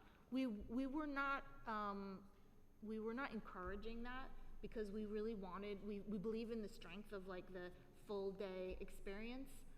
But we did make accommodations hearing that feedback, and that was really the family's choice, not the CBO or the principal, but a parent to communicate that to the program. So why wasn't that option given to providers? Because I spoke to many providers, and they were like, that was not given to them, that was never said, and only principals were allowed to make that decision, and that is a huge problem. I think that's one of the things that we can improve in terms of communication. It was definitely not a policy that we implemented that was only for principals or only for CBOs. It was definitely a parent choice. We had another strength we had this year that we'll continue to build on is a single operations guide. And that was updated throughout the summer with any policy change, and this change was communicated in that guide understanding there's a lot going on in summer. Sites are busy, not everybody gets a chance to recheck. We had, as I mentioned, multiple touch points with providers where we try to emphasize this, but it was introduced not maybe on day one of the planning and enrollment session, a little bit later as we started to hear feedback. So we'll communicate that even more strongly as we figure out what our plans are for 23. Why was the last minute enrollment at the front desk was happening? Because I remember I dropped my son off at Summer Rising. That's how I know when something is good. My kid participated in public school. I have a public school kid. And when we showed up at the school, they allowed the front desk registration, and that principal was overwhelming. At one point, she was giving out tickets as if I was at a raffle. Like, you got to hold on to your ticket because you pre-registered, so she can figure out 300 families in front of her. And I think that's something we got to look into as well. And that was one of the things I met with Mark on. Language access. Not everybody has internet. What are the options for parent to register? I represent a huge immigrant community that may not have access to Wi-Fi, cannot sign on. So I think maybe based on the school, having parent coordinators get involved in enrolling kids from the schools will also alleviate what I saw at my son's school. Thank you, Chair. I want to thank you, Chair, and thank you, Chair Stevens, as well, because I clearly remember the feedback that you gave and Chair Stevens gave, which was very helpful and important and timely in real time.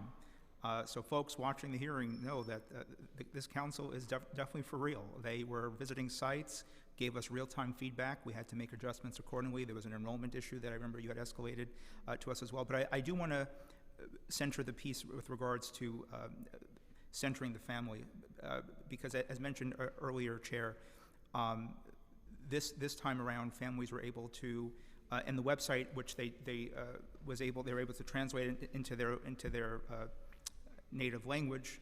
The confirmation email was into native language. The parent coordinators working with their schools were supposed to be equipped to make sure that they provide support to families. Matter of fact, the registration period for the Summer Rising was moved not during spring break, but after spring break for that very reason. So slots wouldn't get kind of gobbled up during the vacation period, where if extra families needed help and support. Even family feedback shaped in terms of what accommodations we were making, even around transportation restraints or constraints during summer. In terms of also many MetroCards that were issued to kids who needed transportation help, but it was not on their IEP. Over 8,000 rideshare trips were made available for families as well.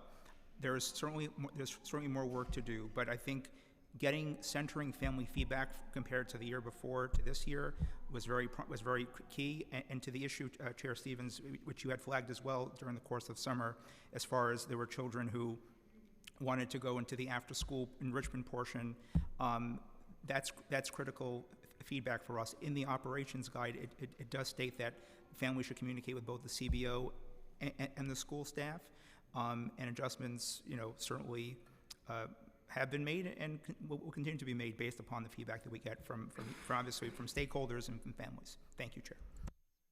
Yeah, no, so I just wanted to also just say again, I know that I did reach out in real time about one of those issues, but the pushback still went back to the principal where they would say no. And so although that the guide was updated and they might have had those directives, but providers told me, and I seen specifically where principals said all enrollment went through them, and so they decided who was coming in and out of the building, because there were students who wanted to be part of the enrichment piece and not the academic piece, because they said they passed the grade and they didn't feel like they should have to be there, but principals would not allow them to enroll because it had to go through DOE. So I just, it was a glitch in the matrix there. And also I just wanted to go back to the cluster sites, because I know you talked about it was looked at for like bigger schools and programs. Part of my tour and the reason for doing this is because I knew at this moment there would be things that would be said that I would be able to verify because I seen it with my own 2 eyes. There were schools that were large schools and they had big contracts and they had like 200 kids and they were in there by themselves. And there was other programs who had 100 kids and they had school buildings to themselves. And then for some reason in my district, almost all of the Summer Rising were co-located. And they had contracts of 150, 200. So I really want to ask, how does equity look? How does this look equitable? Because it did not seem equitable. In certain areas, in certain communities, they would have one provider in the building, which led to less chaos, less confusion, and less things going on, whereas in some communities like mine, and my district specifically, often had 2 and 3 providers in the building. Well, I think in terms of considering equity, that was initiated when we established like where schools were going to be located. So we definitely focused on tree neighborhoods. We also needed geographic diversity across the city. And we built, as I mentioned, on the foundation of DYCD baseline programs, which are in areas of highest need, which are rooted in the areas of highest need. So that was like where we started in terms of trying to reach students with the greatest needs. And I think the data bears out that like overwhelmingly we reach students with high needs poverty, again, students with disabilities, students in temporary housing. And I think the issue around having multiple CBOs, I think does require a lot of partnership work, and we want to like double down on that partnership work. And I think as the further we go along in summarizing and learn, we'll take lessons from that. But we also have to give a tremendous amount of respect to the CBO providers themselves. And so how many kids are in a building has to do with the capacity of the building, the demand in that community. And in some cases, a private provider may not have had capacity to manage that whole building on themselves. Very often a provider would say, look, I can double the number of kids I normally do, but I can't go further than that. But we still had families we wanted to serve, so we bring in a different program and say, look, you can both be here. We're going to be able to reach the demand in this school building and co-locate programs. So it's a way to expand the reach, and it's a way for some programs who may have like the building they typically work in is going to be under construction, for example. So we locate them somewhere where there is demand and need. And I don't think it's necessarily a negative thing to have multiple programs in the building, but you raise a good point about like the challenge of partnerships and good communication around shared space and other responsibilities. Yeah, I did, and I mean, some of the challenges were, especially even when it came to enrollment, it started to become the Hunger Games, right? So you had some students who were like, no, that's the program I'm supposed to be in, and they were recruiting them, and they were talking to them. I was like, what is happening? Like, what? Everyone calm down, like everyone relax. So I think that, like you said, it does take a lot of coordination, which is why I'll say it again, we have to start early, because that takes coordination and people to talk and understand what that looks like.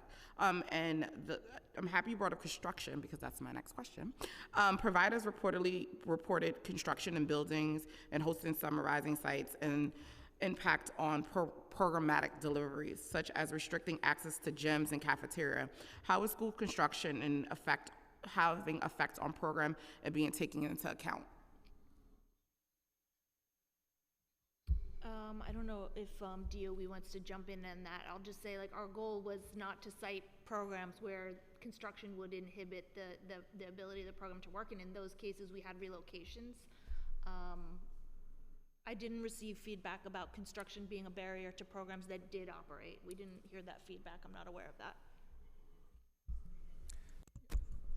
Yeah, what I could add, Chair, is that, DOE did work and coordinate with SCA in terms of which sites, we're going through some major capital work. I know that there was some major work happening on Staten Island, which led to some schools, some issues there. But and also, this is an opportunity to thank the council because of your extraordinary reso support, capital priorities in terms of major upgrades to schools. That also contributes to some of the issues in terms of work happening over the summer. So your major budget victories in terms of school improvements also factor into what schools are capable of being used in summer as well. So I want to thank the chairs on that and all the council members.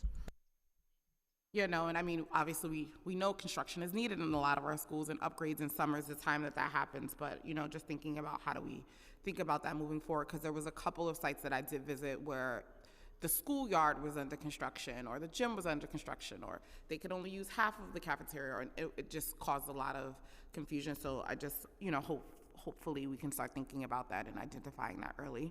And then helping providers and schools find other alternatives to that, I think, would also be helpful. I mean, I think I have a bill that would address that, but that's here nor there.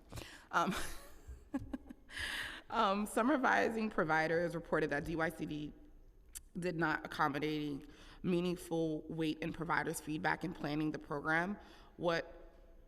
That whenever focus groups are held, constituents are only a performative gesture. Would you please explain why this is the case and what is the plan to address this?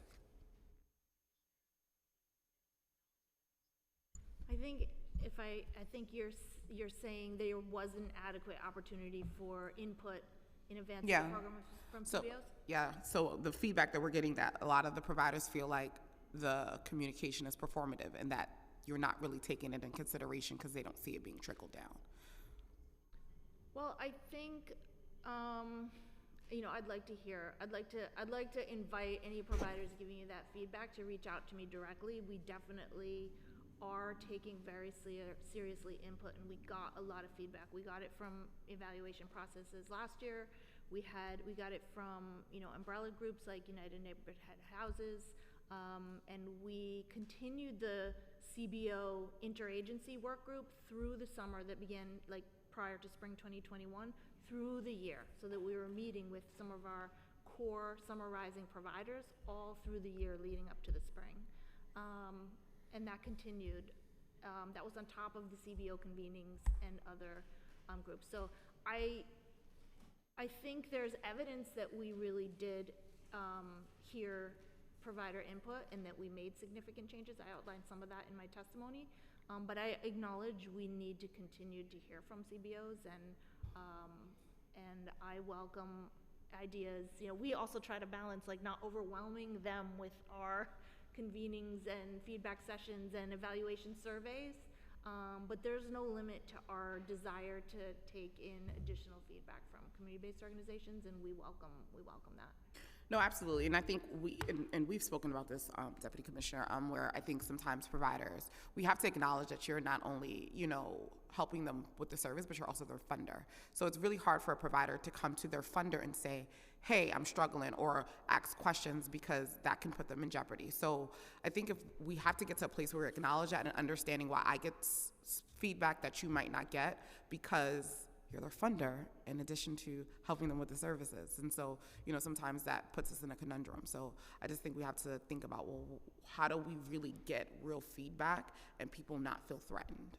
And not saying that folks are threatened, and I want to make that clear. I'm just saying it becomes really awkward. Understood. We will keep thinking about processes where we can account for that. And then we know we have a whole lot of providers who are not afraid at all to share their feedback, and we can rely on them to be the sounding board, in addition to trying to solicit additional input. How many ELL students were served in Summer Rising this year?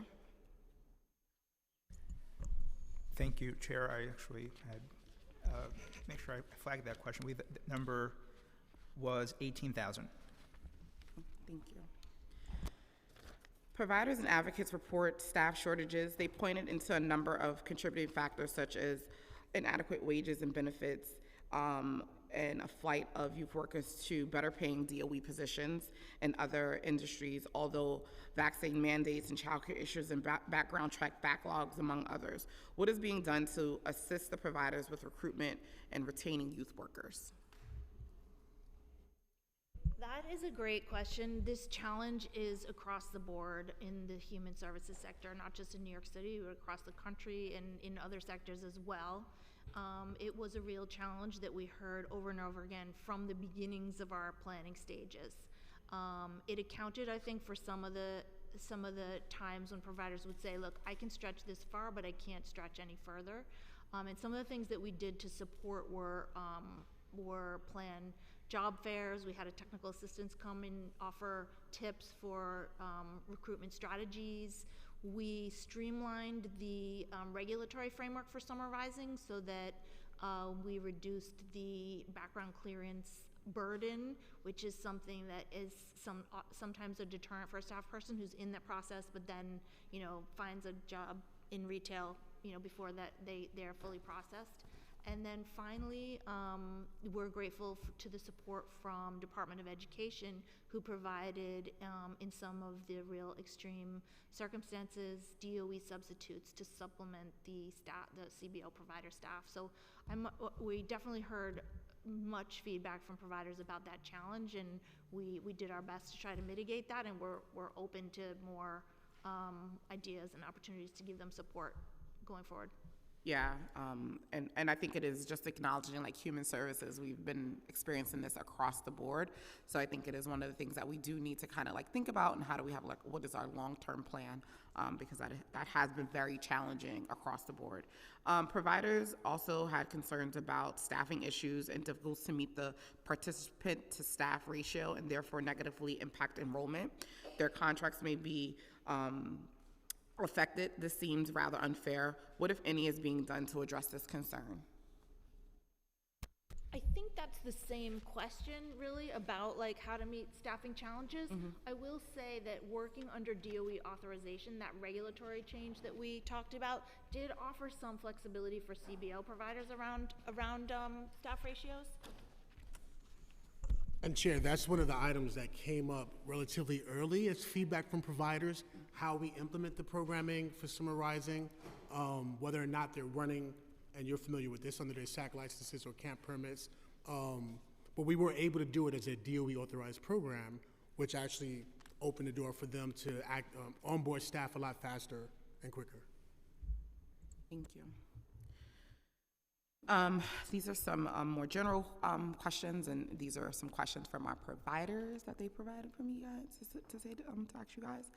And some of them already been asked, but I want to make sure that I am honoring them in this space because this is about them. So what percentage increase youth providers contracts reimbursements rate do you believe is necessary when we're thinking about like the summer camp? But I think you guys already asked this question, so I'm going to actually skip that one, so I apologize. What weight should be accorded to stakeholders and advocates' input on the youth services RFP process? Can you repeat the first part of that question? What weight should be accommodated to stakeholders and advocates' input for the youth services RFP process? Is it rate? Weight. Weight. Oh, a tremendous amount of weight. We plan, our goal is to launch a concept paper for campus after-school programs before the end of this year. This year? And we look forward to feedback. So wait, I just want to make sure we're saying 2022, we are going to have a concept paper for campus. Our goal is to release a concept paper before the end of this calendar year. And 2022? In preparation for that concept paper, we have... Don't make me do a happy dance. And y'all also trying to ruin my whole holiday because we got 2 concept papers out, so that's going to be my holiday reading. Come on. This is our goal. Ruin my holidays. Got it. We look forward to continued feedback from our providers to inform the RFP. All right, so we got that on record. They said 2022. So. Folks know that is very exciting to hear because we've been like asking for this, but y'all really ruining my, because I mean 2 concept papers. Y'all coming out back to back, all of them? All right. How can DYCD better support youth providers? That is a question. That is a great question to frame every day that I get up in the morning and come to work. How can we better support CBO providers? I think it's like, as I've mentioned at some point, like communication, coordination, stakeholder engagement.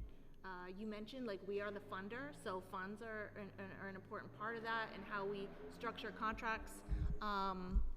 So I think we need to be conscious of we need to be in communication with providers constantly about what they need from us, because we have contracts and we have requirements of them, and I just think it's a two-way communication. We turn it to. Yeah. And just adding, how do we use our partnership as DYCD with the providers that we fund to mobilize them in neighborhoods to come together to meet the efforts that they're all trying to serve, but do it in partnership? And how do we break the barriers of competition for funding versus, look, we have funding and we're here in this neighborhood and we're trying to meet the needs of young people, adults, and families. And how does DYCD help create that platform for them to work together? Yeah, I think that's really important, just around because a lot of providers and folks in the community operate off a scarcity model where it's like there's not enough to go around, and I don't believe that. I think that there's always enough to go around, and there's always need, and there's always something that we're going to need to support. And so, but that's how it's been set up for folks to compete against each other instead of saying, how are we working together for the collective goal and the collective impact?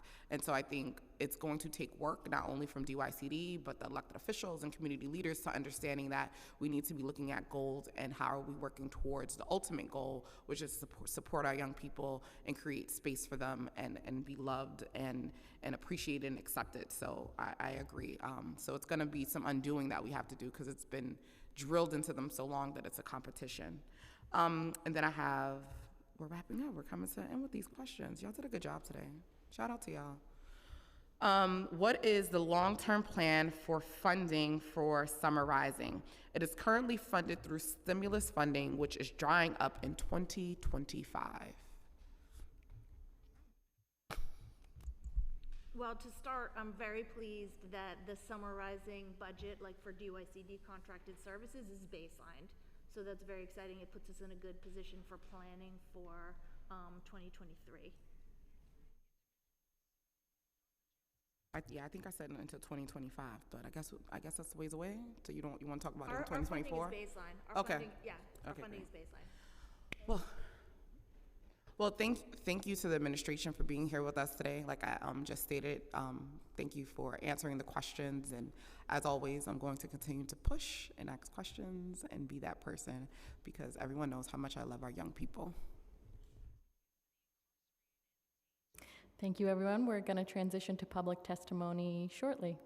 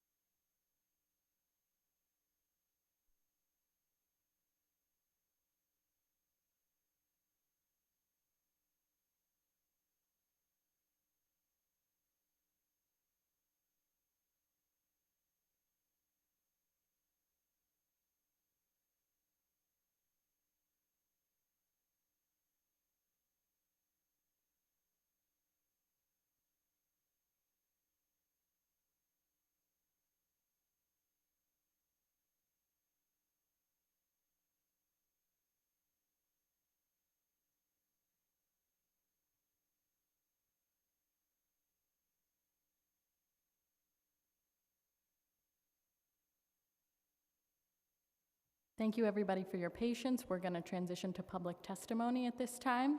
I'd now like to call on our first in-person panel, Eddie Silverio, John Williams, and Dante Bravo.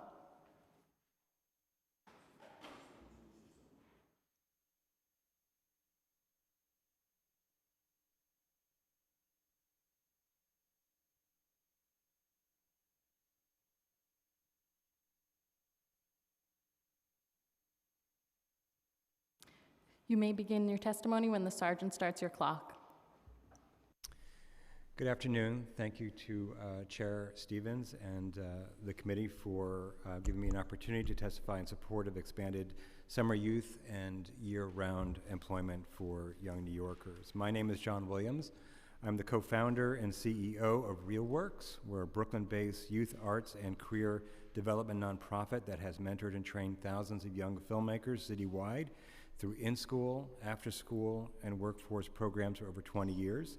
Today, my testimony is about bringing our successful career exploration program, Media Makers, to additional youth through summer and year-round SYEP. I want to start by thanking Chair Stevens for your support of our CASA grant, enabling us to bring our filmmaking programs to JHS 22 in your district. Our CASA partnerships are the first step in a continuum of opportunities that RealWorks provides young New Yorkers to discover filmmaking, tell their stories, and explore careers in film and television. A key component of that is internships, meaning paid internships starting in high school.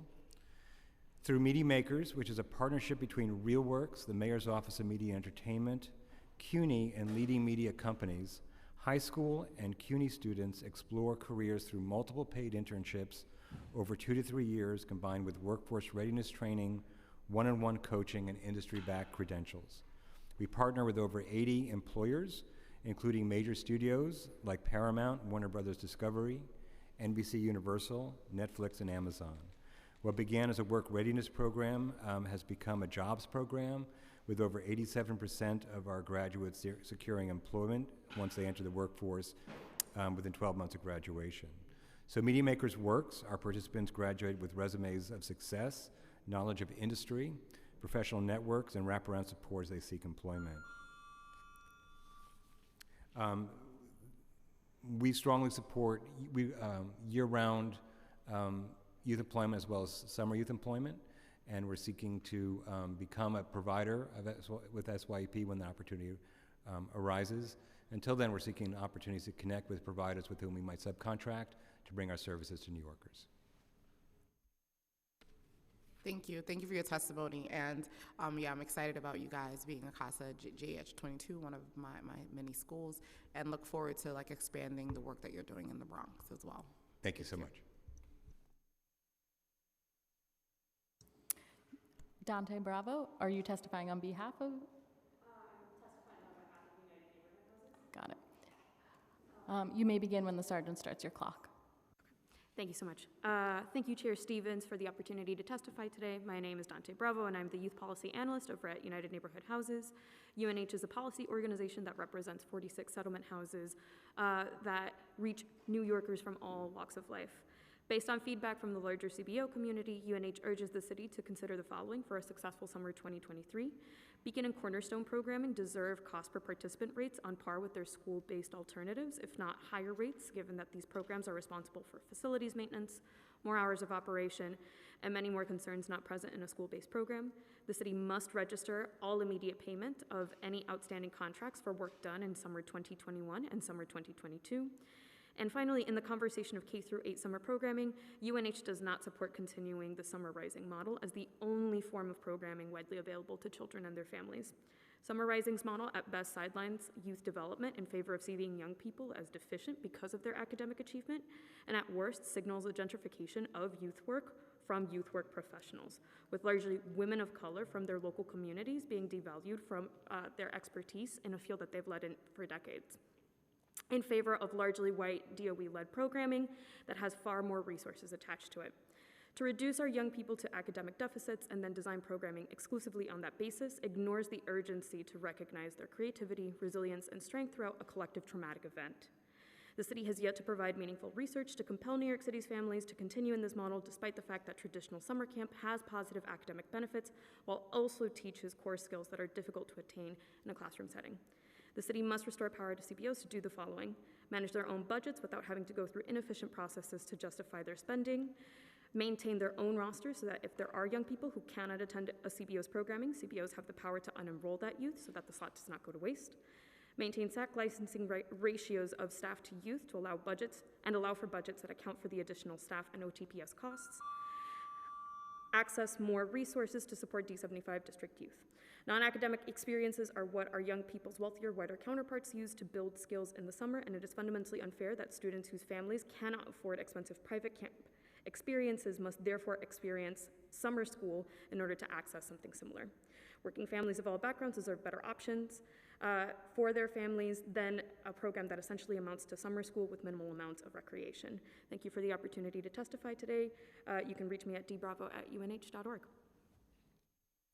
Wow, I do know where to reach you. And this is the first time I'm meeting you in person. I've been talking to you for the last 2 years. This is crazy. So very nice to meet you in person. Lovely to meet you too, Councilmember. Very nice.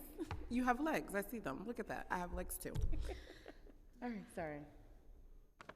Thank you very much to this panel. We're going to transition to a virtual panel next. Thank you so much. This will be our last panelist. I'd like to call on Randy Levine to testify. You may begin when the sergeant starts your clock. Time starts now.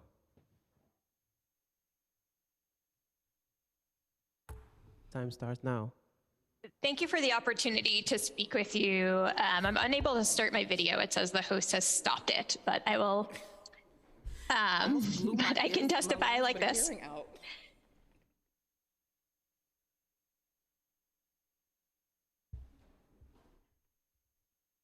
I'm sorry, you can continue. Okay, I'm still getting the error message on video that I'm not allowed to turn it on, so I will testify. Thank you for the opportunity to speak with you about Summer Rising and SYEP. My name is Randy Levine, and I'm the Policy Director at Advocates for Children of New York. Given our limited time, we will give just a few examples today of the barriers we have seen in the past and recommendations for change to help ensure that all students have access and the opportunity for full and meaningful participation in the city's summer programming. We heard from families whose students with disabilities did not have the accommodations and supports they needed to participate in Summer Rising programs in place for the start of the summer, despite the city's legal obligation. Given how short the summer program is, the city should roll out a process for requesting and approving accommodations with enough time to ensure that the individualized support each student needs is in place for the first day of summer. We heard from families whose children were unable to participate in afternoon enrichment activities because the DOE provided bus service only at 3 p.m. and not at the end of the day at 6 p.m. While the DOE offered a prepaid rideshare service for families to use at 6 p.m., it was rolled out just before the start of the summer without time for families to make informed decisions about their children's summer participation and required a parent to accompany the student in the car.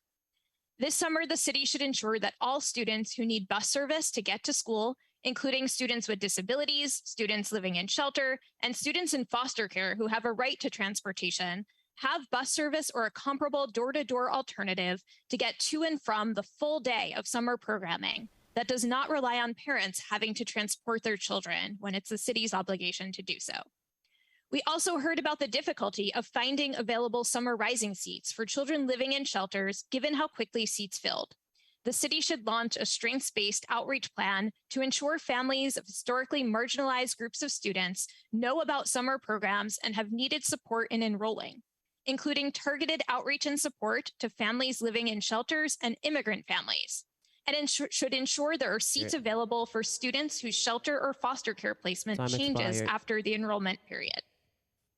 This past summer, the SYEP application and instructions were available online only in English, posing a barrier to the thousands of young people whose primary language is a language other than English. The city should ensure that SYEP information and applications are available in at least the 9 most common languages, that the application asks if youth need language support at their placements, and that the city allocates funding to make sure youth receive the language support they need to participate, regardless of their home language. And the city should also ensure that students who are undocumented have the opportunity to participate. Our written testimony has a couple of additional recommendations. We look forward to working with you to ensure that all youth have the opportunity to participate in summer programming. Thank you for the opportunity to speak with you, and I'm happy to answer any questions you may have. Thank you, Randy. That concludes this panel. I'd like to do a last call just for any folks online or for any folks in person to make sure that anyone who has registered to testify has had the opportunity to do so. Looks like we're all set. I'd now like to turn it over to Councilmember Stevens for closing remarks. Well, today's hearing was really about making sure that we are having the discussion and planning process start a lot earlier than any other year before, because as we know, in summer, there's so many moving parts that there's needs for a lot of collaboration, communication, and that often does not happen because we're rushing to put programs together. So I'm excited that we absolutely had an amazing summer where young people learned, thrived, and got new experiences. But my goal is always for us to be better and do better. So thank you all for who joined us today. Appreciate DYCD who came out, all the advocates, and all those who testified. And with that, I conclude this hearing.